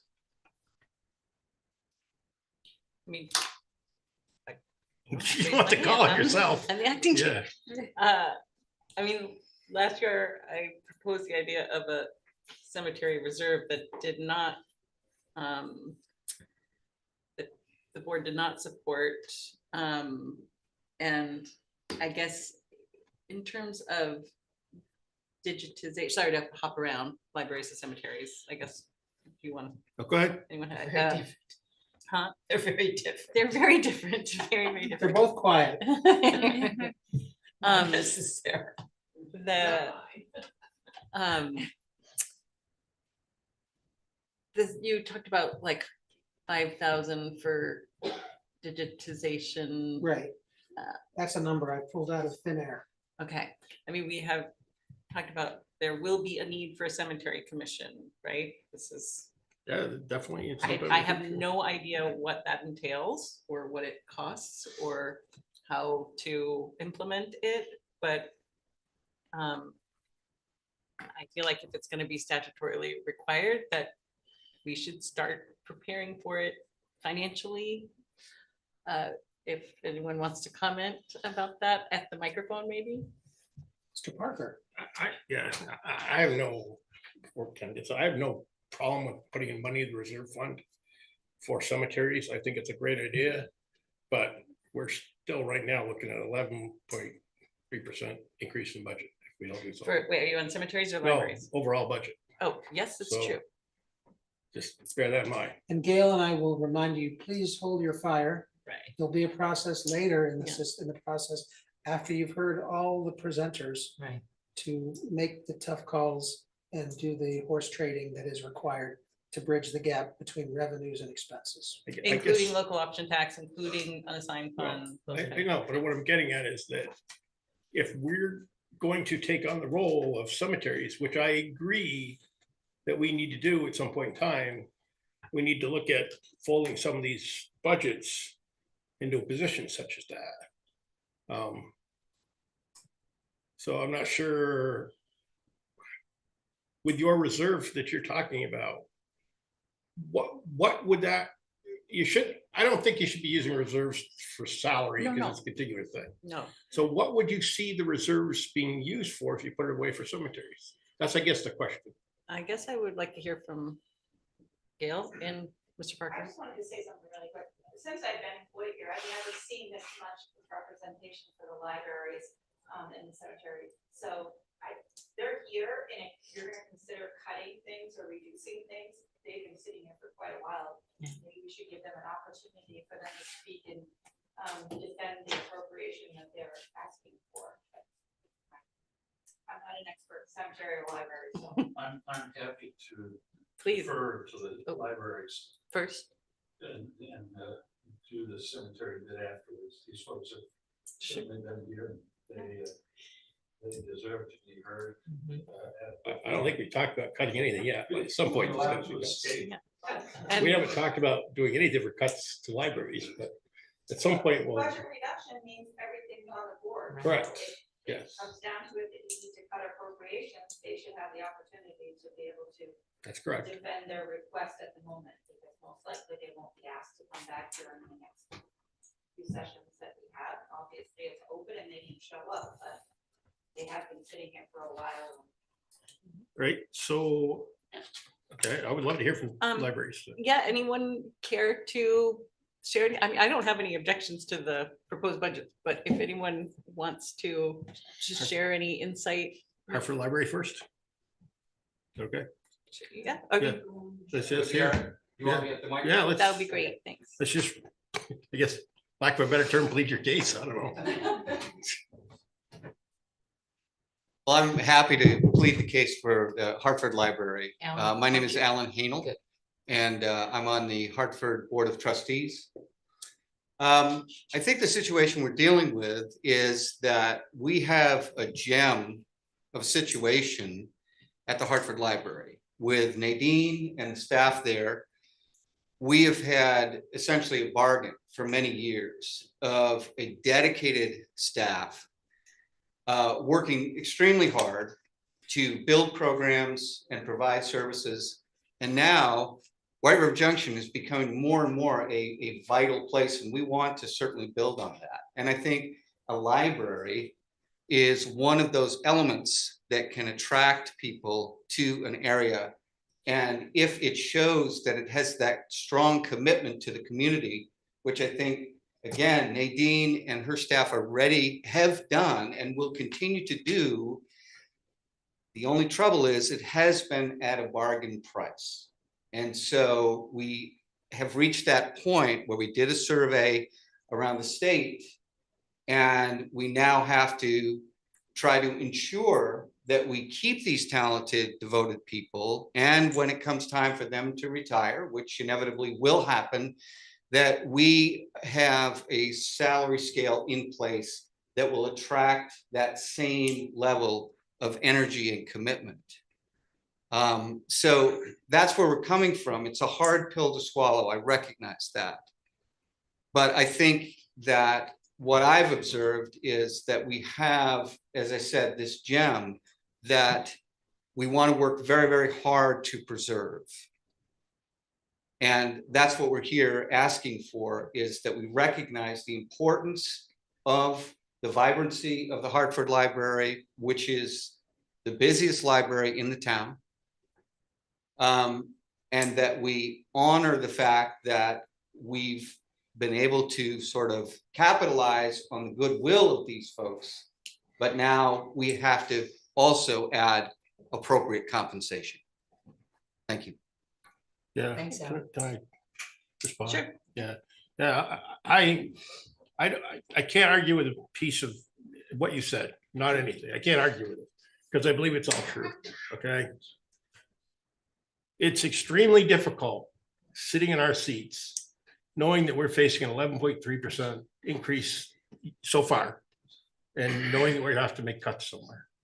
And it's very difficult when you have a group that is so dedicated as librarians, people that support the library, to even talk about cuts. All right, but we give to the library, we're gonna have to cut from somewhere else. And we haven't even started doing that yet. But just understand that that's why I feel I have to ask the questions. It's not to pick on anybody, any library in particular, or say that they're not needed, because I understand the value behind that.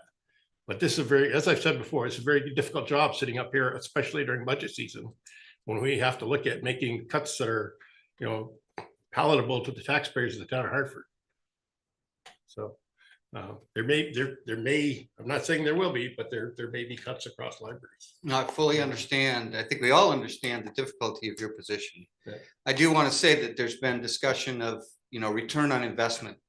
And what we found at the Hartford Library is that you have our clientele, if you will, who come in with needs where they may, for instance, need to use the library for what many people in other parts of the town would say is just a given, such as the internet.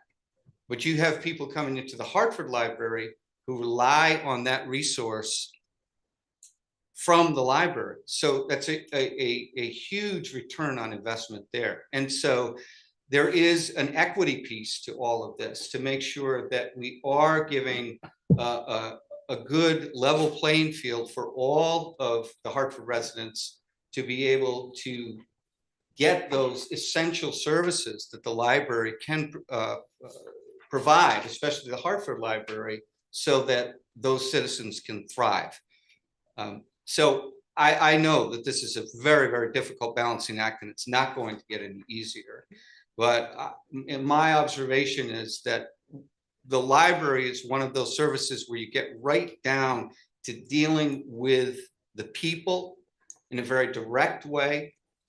And not to put down the cemeteries, but there's a little sort of distance between that sort of clientele and what we're doing at the libraries, dealing with the children and dealing with those individuals who may be looking for jobs. And we're able to reach out to them and raise their quality of life in a very immediate way. So it's all about priorities. I hope that you'll consider how we recognize that those priorities are very important to us as well. And we think that many of the priorities that speak directly to the citizens of Hartford are served by our libraries, and in particular, our burgeoning Hartford Library. Sure, Can I ask one follow-up for that? go ahead. I just have to ask, when you look at library appropriations, and this is not going to be just me looking at this, people are going to ask, why are we looking at, $2,700 from West Hartford? We're looking at $4,000 from Weiler, but we're looking at $43,000 from Hartford Library. That's going to be the question others are going to ask as well. Absolutely. So, I mean, I can only speak to what we as the trustees have done at Hartford, and we've looked at, again, our salaries, and I can't speak to what's happened with the trustees boards for the other libraries. I know that not all of the other libraries have a full slate of trustees, for instance. that's it. Thank you, ma'am. Sure, thank you. I just wanted to say thank you to all of you in this room for what you do on a daily basis for this community. I think you are the folks who are holding down the fort, truly. And I thank you, Alan, for your advocacy. That all, from where I'm standing, it's right on the money. I think it's sad that we have to think in terms of return on investment for human beings, but I think you're right about it. And that's why making cuts from any library appropriation is the very last thing I would cut. Thank you for what you do. Thank you. Pat, did you have something you? No, I just wanted to comment that it's Hartford Library, but we service a lot of individuals in White River Junction. When we get our reports from them. Pat, would you go to the microphone? Just, we've had a request for someone because they can't tell who's talking if you're not. Yeah, I'm Pat Cook and I'm chairman of the Board of Trustees. When we get we meet monthly. And when Nadine gives us her reports of new cards she's opened that month, or how many circulations, and a lot of people from White River are coming to the White River Library because they no longer have the little Gates library that I had as a kid that I dearly loved. And so it's kind of heartening that people have a source that's not right in their community that they can come out and enjoy. Yeah. I have a couple questions for. I can't argue anything about what anybody said here. Yeah, So I know it's so important. Yeah, I mean, honestly, 100%. Like, I'm agree with this. I'm curious about a couple things, and one I had requested last year also, and it didn't quite work out. I was, as a board member, as a member of the public, resident, unclear how 4 libraries in one town, granted we have 5 villages, how they are organized and if and how they collaborate and work together. And what happened was we got presentations from all the libraries, which was great, but it was all like, sort of independent representations of what each library is doing. And so one kind of conceptual thing is, I wonder what Hartford Libraries looks like in the future, and if there is any world in which the libraries actively collaborate and share resources and are not siloed in this way. Just leave that out there, not expecting any movement on that anytime soon. Number two, can you tell me what other funding sources the Hartford Library in particular has? Are there any other funding sources that? Yeah. We do, Trina Tatro, I'm the treasurer for the Hartford Library. We do have a small amount of reserves that we have just accumulated over the years. We've been very fortunate that we have had people who have left funds to the library. And then we do have other, Nadine, and we do grants. We're looking into getting a grant writer to get some other grants that we might be eligible from through the state.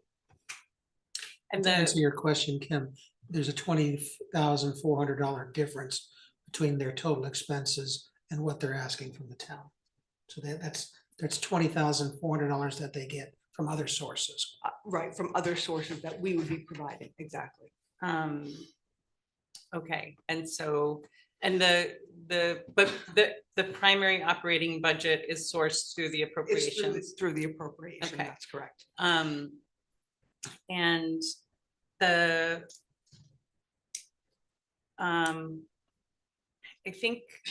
I guess that's all I have. I mean, I'm certainly so in favor of people making a living wage, like that is the other half of the cost of living equation, like and of course we need to be sensitive to the taxpayers, but I really appreciate also everything you all do, and yeah, just kind of thanks for answering my questions. I'm still sort of, I feel a little cognitive dissonance around how libraries within the town actually function, and I kind of know how you individually do. Can we peel that onion a little bit? You want to talk about it? If you want to come up to the microphone. My battery might die, which just means I'm going to be off the Zoom, so people, but no hands have been raised. I'm Tommy Balcom, the president of the Quechee Library Board. You asked about shared resources and how we're doing that. I mean, like, honestly, happy to talk about this all day long, right? I mean, there's a lot to it. I think each one of us, I mean, obviously 5 villages, 5 libraries, we're down to 3 now, or 4 now, right?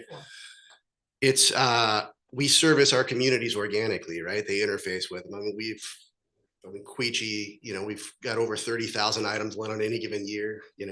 We rely heavily on the town. It's 83% of our operating budget. It's a great deal, but I mean, we also work with Mark at the Bugbee Center. We work with Ottaquechee School, the Waldorf School. We work with all the high school. We've got people coming in there. We work with Vermont Reads. We create programming that brings people in there. We engage with the Becky Whitney at the high school doing the gather discussions. I don't know if any of you have been at them, but I mean, like, Kate crafts that stuff, puts it out there with these large statewide programs. I mean, it's so engaging and important in what we do. The amount, I mean, we have something like 2,500 volunteer hours a year. I mean, people rely on us. They come to us. Our Wi-Fi is constantly used. We have so much data supporting any of that, and happy to, like, in depth go over any of that on interest of how we operate and how we roll beyond, like, these budgetary, like, our door is always open and the invite is always out to come in. We meet monthly publicly. Please come sit with us, talk to us, and learn. Do you collaborate with West Hartford or Hartford libraries? We don't. We service our community. But again, like, we have one library card for all of us. Right? All of our resources are shared all of us resources. Meaning all 4 libraries. All 4 libraries, yeah. And we lend to the state. We're a net lender. We're one of the few net lenders, Quechee, to the state, meaning that people rely on our collection to service their customers. And we have the shuttle service that comes, a bunch of times a week to bring those books all through the state. So we are collaborative. Like, it's even though we operate organically and independently in the very true Village of Vermont spirit, we are supporting all of Hartford, and we're plugged in. Yeah. Well.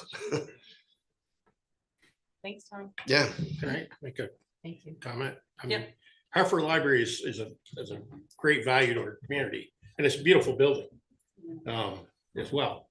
Unfortunately, the building's not handicapped accessible for upstairs. Well, I understand. But Well, yeah. it's from the back, we have the back ramp that goes up in. But to the upstairs. Well, we're working on that. No, I understand that. We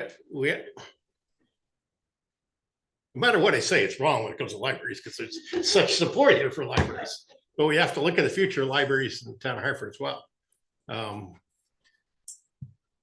In terms of with advances in technology, everything, a lot of more stuff is available online. I just, it's so difficult, especially when everybody's in the room. It's a stressful place to be. How much of the usage of the library is IT based versus actual circulation of books being checked out? That's the question, I guess, is that everybody's mind nowadays with everything available online is what is the actual uses of the libraries nowadays? Okay, my name is Nadine Hodgson. I'm the library director at the Hartford Library. Last year, you're asking what the usage was of the library. There were 10,933 visits to the library, actual people coming into the library. So that is a lot. And our circulation of physical items was 29,514 physical items. Our circulation of digital items was 3,770. That is going up, but so is our circulation of physical items. Can you explain digital items? Ebooks, downloadable audios, streaming movies, that kind of thing. Sure. So we offer both, but people do rely on the library for things other than books, for programming, for children's story hours, for meetings and book discussions for adults, and just a meeting place. Girl Scouts meet in the building, and but as far as our building goes, we don't depend on the town for any maintenance of our building. So it's just the operating budget. The town doesn't own our building. So we do raise funds for that and keep that ourselves. So, but as far as the use and library visits, our usage has gone up every year. And over the last 2 years, it's going up even faster because people are moving into White River Junction. We're the closest library and they come to us. So we're growing, but we have to have the funds to do that.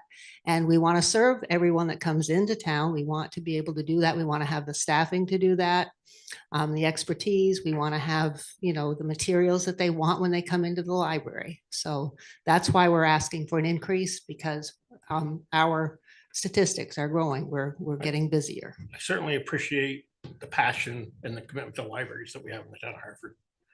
I do. Don't take me wrong by asking the questions. So. Kim? Mhm. You have somebody who'd Oh, go like to ahead. be addressed?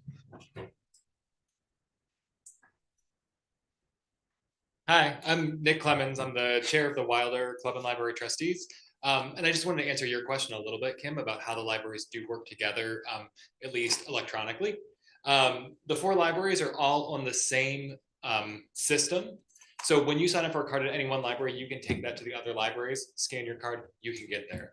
The collections of all of the books are actually all shared in a consortium. All the libraries are part of the Vocal Consortium, the Vermont Online Koha Automated Libraries. So it's an open source system supported by a vendor, which provides access to libraries across the state. So we can also share with members outside of the town. So it's not just within the town, but also there's the one card system, which lets you take your card to other participating libraries. I think Norwich, Heartland, Windsor, thank you.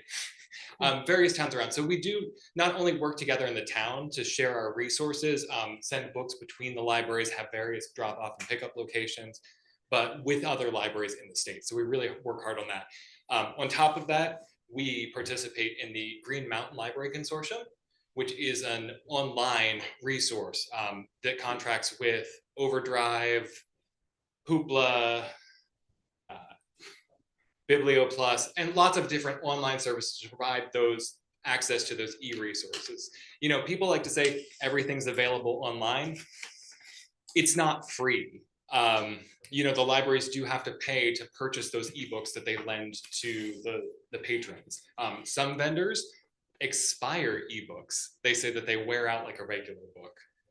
So that's a constant thing that we do have to invest in. There is a lot more demand for that as well these days. So the libraries do really, the technology piece, we've really built up to work together and to make that as,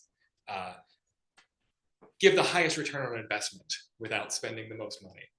So in terms of that, Kim, we really do work together. Like the libraries are really one unit, and anyone in town who has a library card at any of the libraries shouldn't feel like they're separate. They can go to any one of them.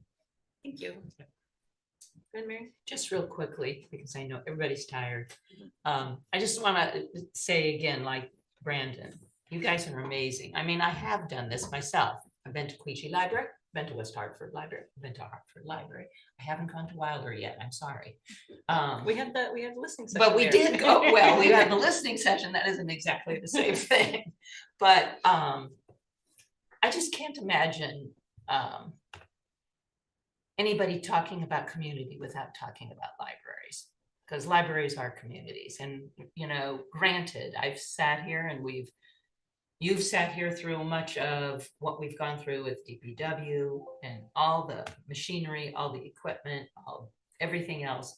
But sometimes that isn't everything. You've got the people, which are the community, which is a social fabric that holds us all together. So I just want to congratulate you on the great work that you're doing. And I love libraries. Probably wouldn't have been an English teacher if it wasn't for a library. So thank you for all your work that you do. You're here. Good.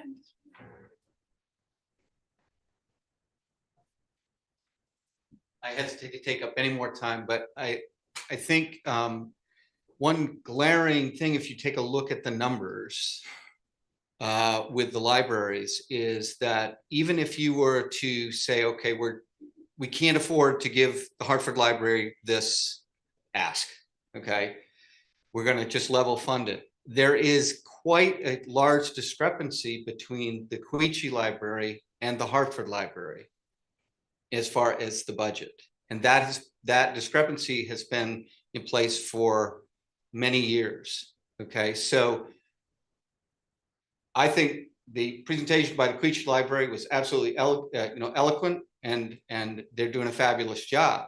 But I think it's also logical to ask, from an equity standpoint, why is there such a difference in the budgets between those two libraries? Because they're similar in amount of population, similar in the services they provide to their communities, and certainly similar in the passions behind them. So why is the money so vastly different? Thanks. Good.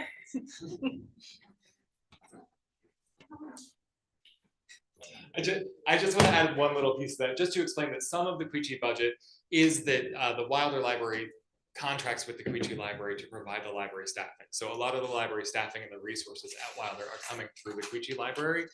We try to make it a beneficial relationship. It's worked really well for us for a very long time. But that's just why sometimes the Quechee does appear a little bit higher and the Wilder will appear a little bit lower. That's largely maintenance cost is what the Wilder budget is just keeping that building open. It also acts as a community center, which the West Hartford Library does as well. You know, and I do want to, we all try to work together, so. Go ahead, Ava. And maybe this is for you as well. But just where the Wilder Library has that beautiful room. Can you just say a couple words about how that's being used? And you described it as a community center and how, I don't know if there's like a revenue opportunity with that space because it's so nice, but I love that it's offered for free. I've done events for free there, which I appreciate. And I know the event organizers appreciate that it's offered for free, but I'm just curious what your thoughts are on that space. So we both offer it as a rental space and as a free space when we can. So it's a rental space. It's used for a lot of birthday parties, weddings, various things have happened there. Most recently, I think we've had a couple like karaoke nights there with a live band, which people have really loved. But we do again offer it as a rental. So we try to recoup that, and the rates are very low. We do try to keep them low, basically to cover our insurance and cleaning costs for the building. That's one of the hardest parts of it is that kind of insurance piece of it and the maintenance of that building. It is a beautiful old building. Old buildings are, by their nature, a little bit demanding. But we do try to utilize that space. We've done some upgrades in recent years. We've made sure that it is accessible as well. And we are constantly applying for grants, which I think all the libraries are. But we do seek out grants to help maintain that building and keep that hall in great use. Yeah. And do you think it could be used more? Like, would you have a capacity to receive more requests for the rental of that space? I'd love to see more, Yeah.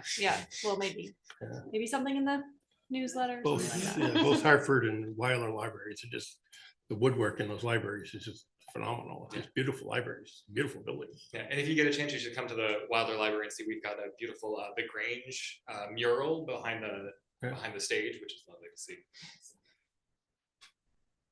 Thank you. Thank you very much. Sandy, do you want to say anything? Sandra Carey with the West Hartford Library, and I'm here with two of my trustees, Karen Powell and Mary Smith. And I just want to put my 2 cents in.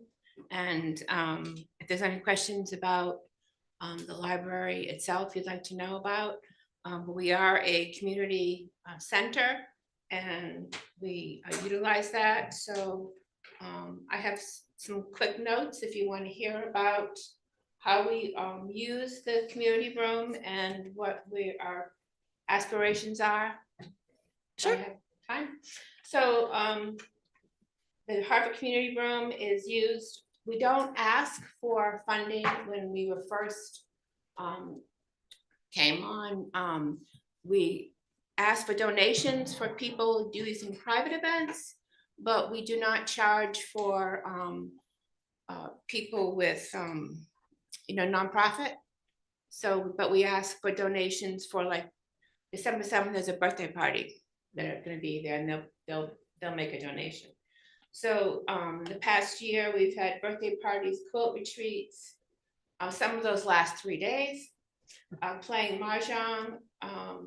We've had funeral gatherings in the past, potluck suppers, pie fest, family reunions, book club, story time, crafts, craft nights, Appalachian trail hikers using the facility for in case of rain and getting water and shade, and the picnic tables. Library trustee meetings, puzzle table is always up, back roads biking group, pit stops. We had 92 bicyclists come through that to use the facilities at the library. And when they want to come on a Saturday, I'll leave the key outside, and the presenter of the group will open the library, let the people use the facility for mostly water and bathroom, and then lock it up afterwards. That's worked really well. They make a donation of about $60 a year. We have people tutoring students, lots of private events.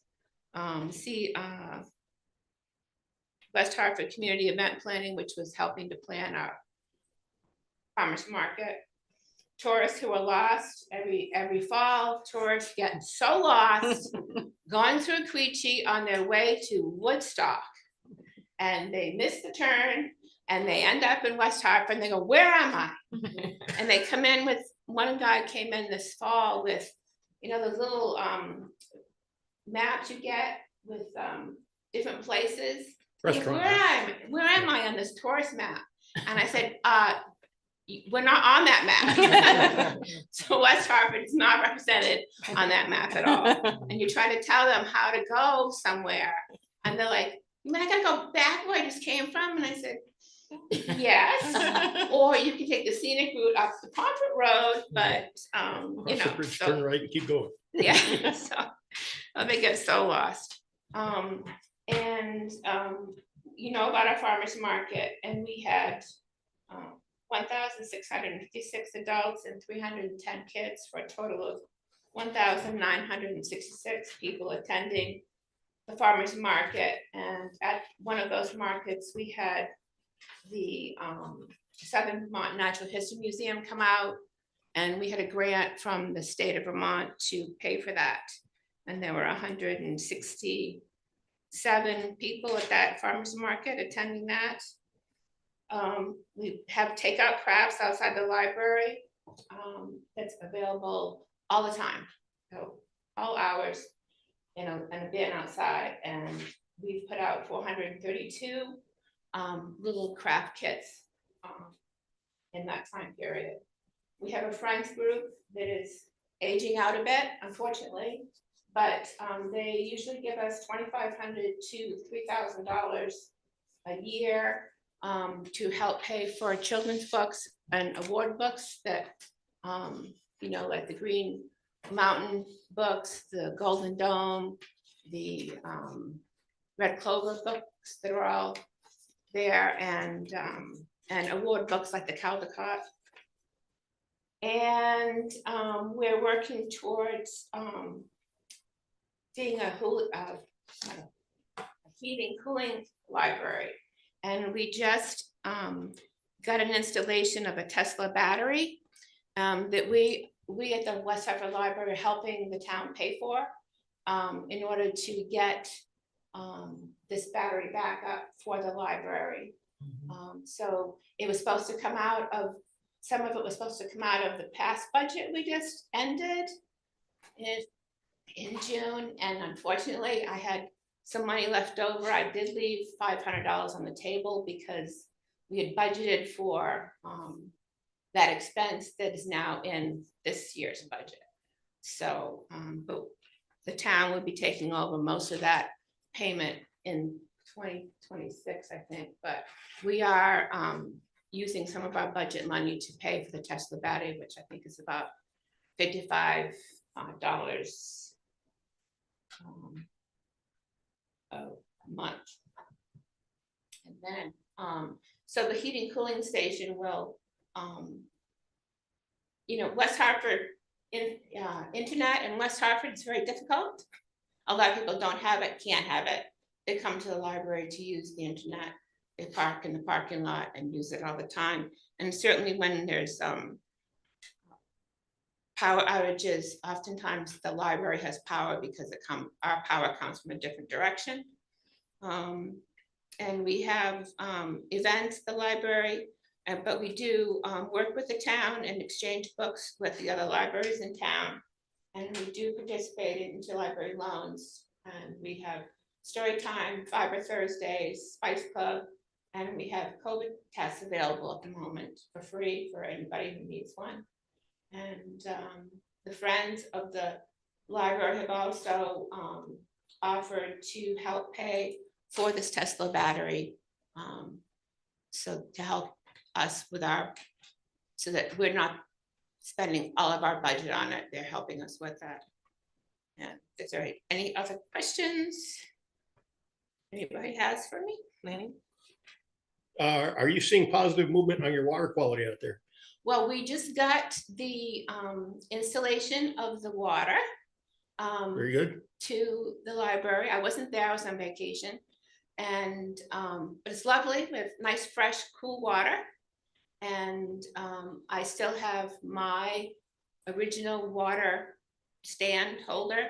So I'm going to put that out in near the main room, near the entrance, so that people can help. We'll have two places to get the fresh I'm water. still holding the town to task on that. Oh, but I am so happy that I don't have to lug that water anymore from home. And it's been absolutely wonderful and appreciated very much. And it wasn't so much coming out of my budget type thing. It was having to deal with it myself and carrying it around that I really am not supposed to do. I think it's an obligation of the town to have water at their Well, own building. It is a town-owned building, so yes, but I'm very happy with the solution of having the water delivered.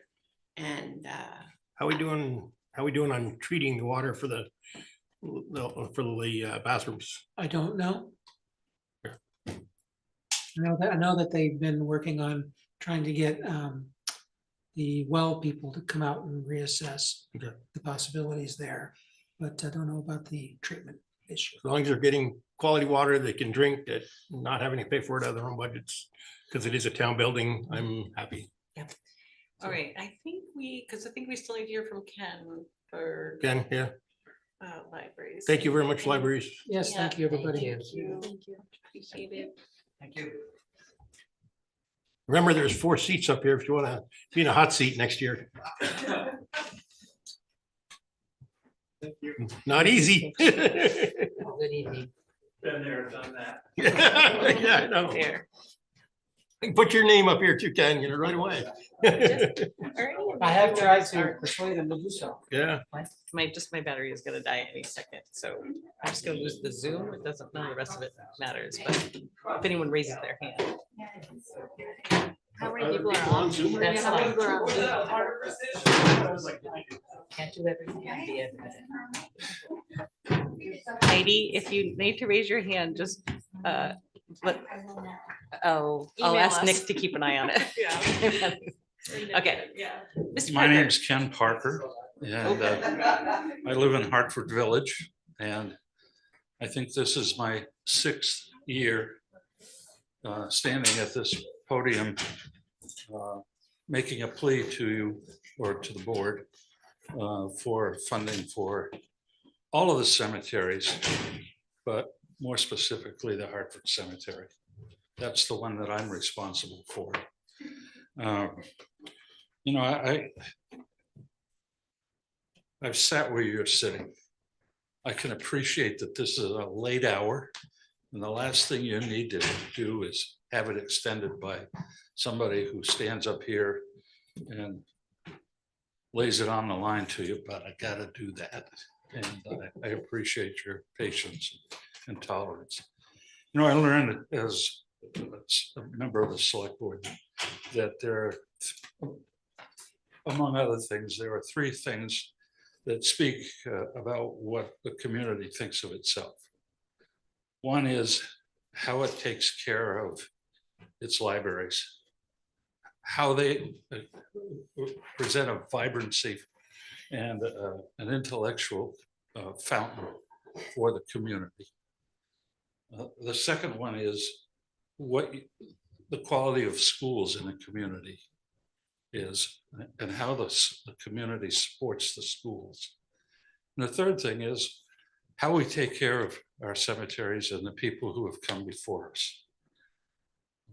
We've learned, I think, over the last decade that doing that with dignity and respect is an important aspect of life in the community. And certainly I'm very thankful for the good graces of the townspeople as well as the select boards over the years to support our libraries to a degree that they can now sustain themselves.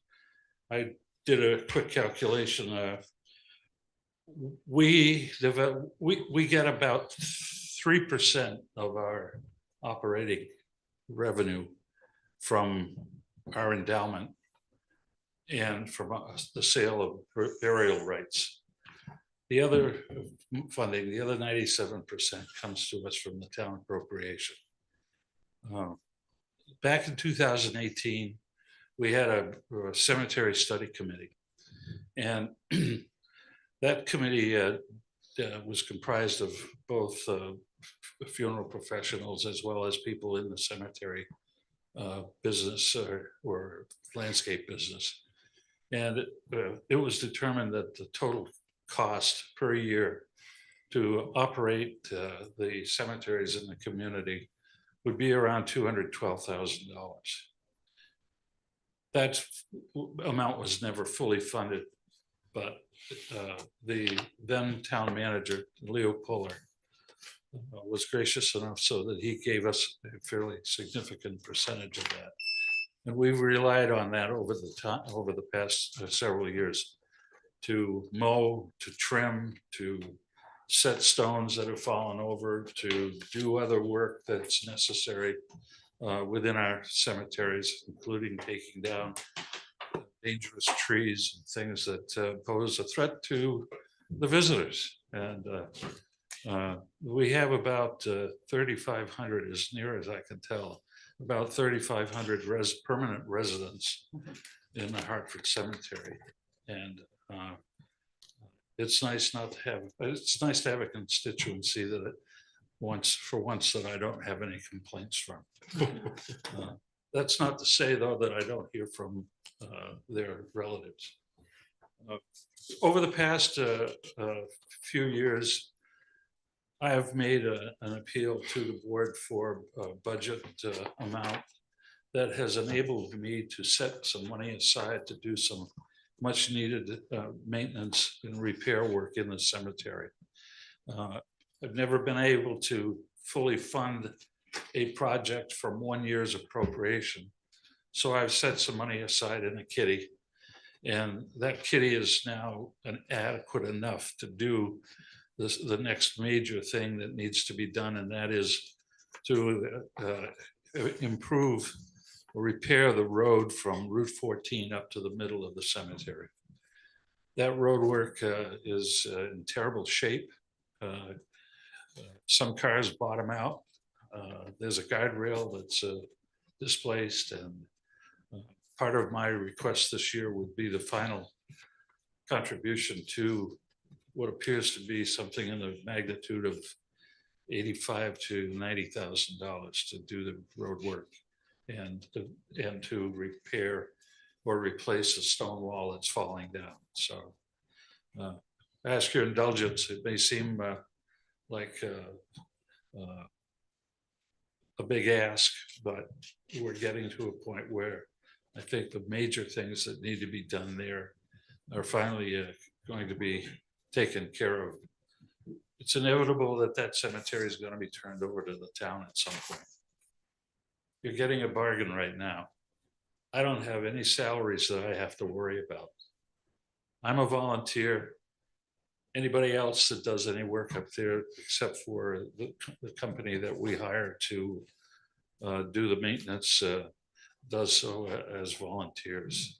So you don't have to worry about a 3% increase in my payroll this year. It's not going to happen. But I think, I do have a couple of things. I said this is my 6th year here. A couple of you haven't heard this before, but you need to hear it from me. This town needs a cemetery commission. It needs to do something to coordinate the cemeteries in the community, because inevitably, as John spoke earlier, the cemeteries are going to end up in the town's hands. You know, the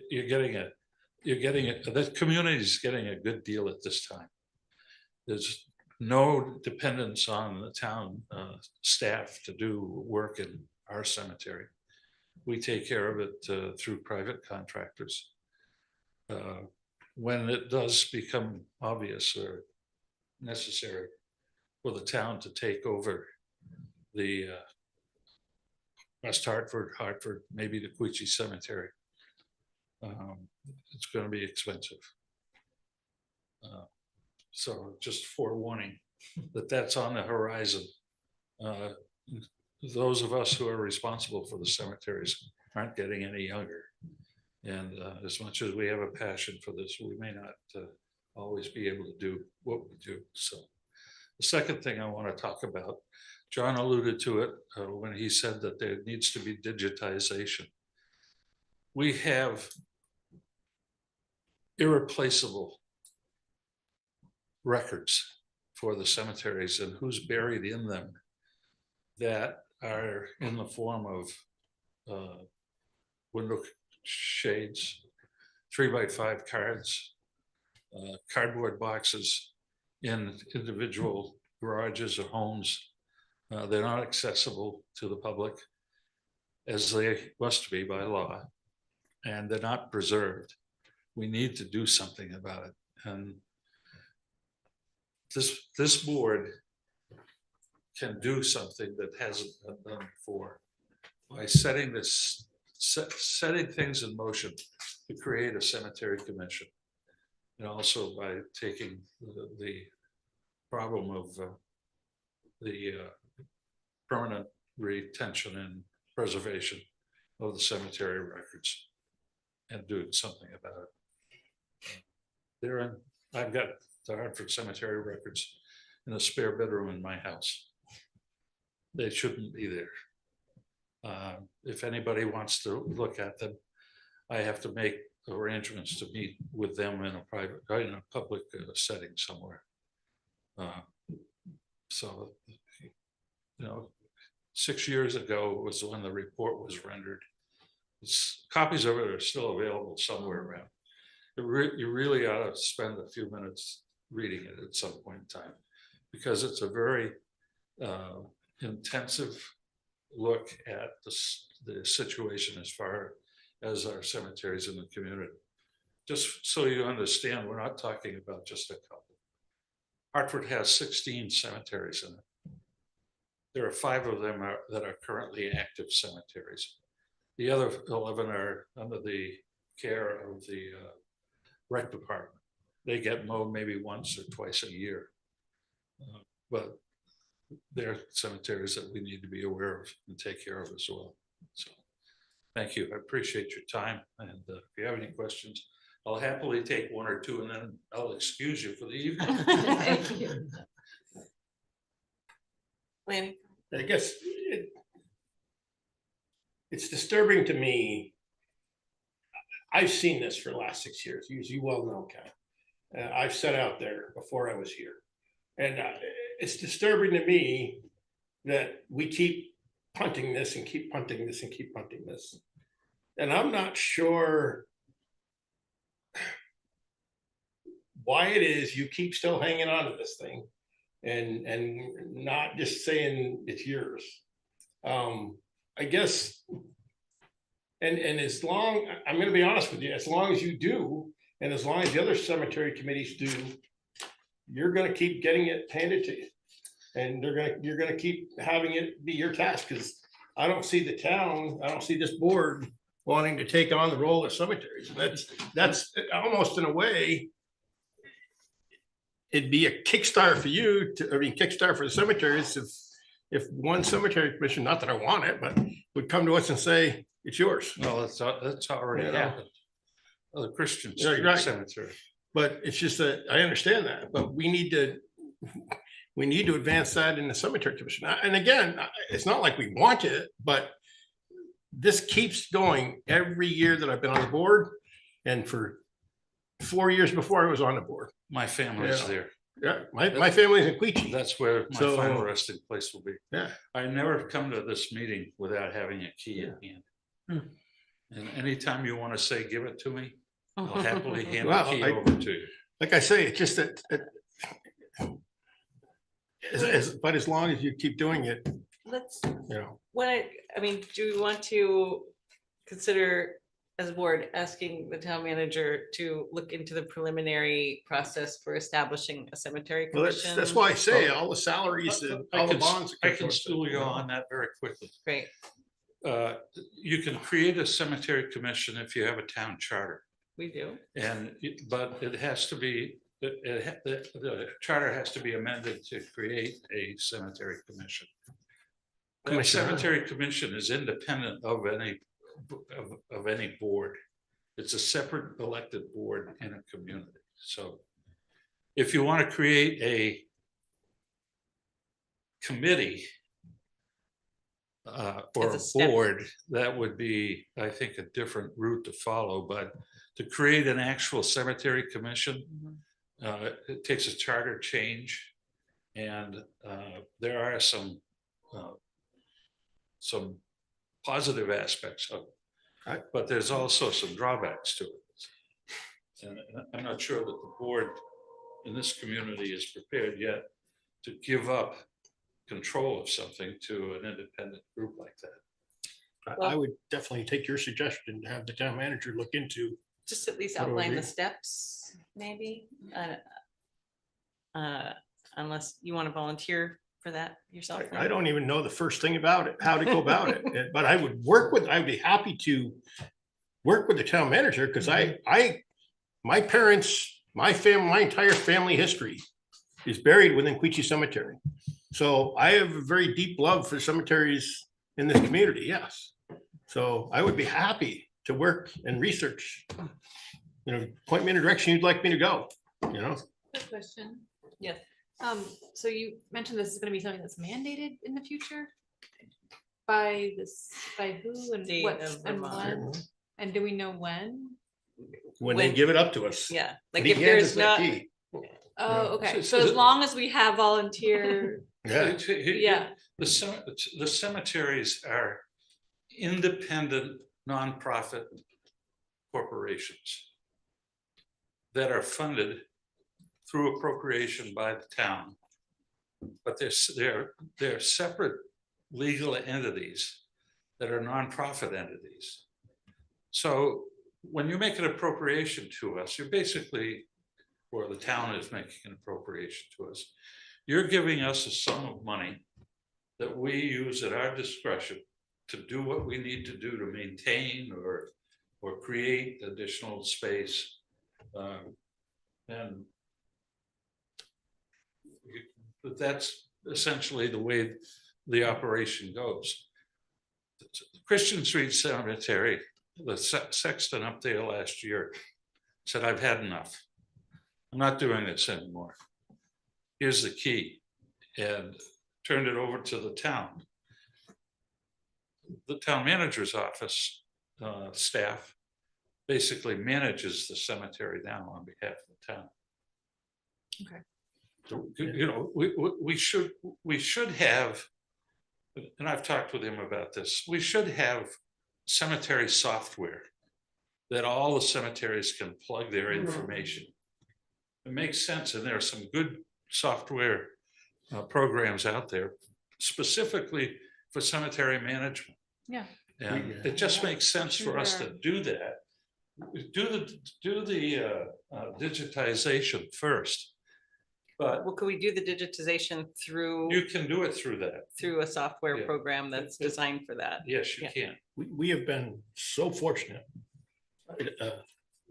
to have people in the town of Hartford take on the cemeteries. We have been extremely fortunate. But at some point down, you're not getting younger people onto that. And they're gonna end up where they're taken care of. I'm more than happy to work with the town manager on this. I mean, I kind of. It's a bargain for us right now. I'm gonna become the guru of cemeteries in the town. So. All right, thank you. Thank you very much, Ken. Thank you, Ken. and Thank you for your time. Thanks, Ken. All right, anything else before we take a motion to adjourn? So moved. Mary at 10:15. And a second? Second. From Ida. All I right. would like to say that this meeting went very nice and cordial this evening. I'm very happy for the way this progressed. Thank you. I'm sorry it took so long, but it wasn't a lot of information. It went very well. It was very well conducted. Very good tone for everybody. Awesome. And there's a vote motion on the table in a second. All those in favor say aye. Aye. Aye. Thank you. Oh, I bet it was Sandy. She had two. Thanks very much, Ken. Thanks, Ken. Thanks.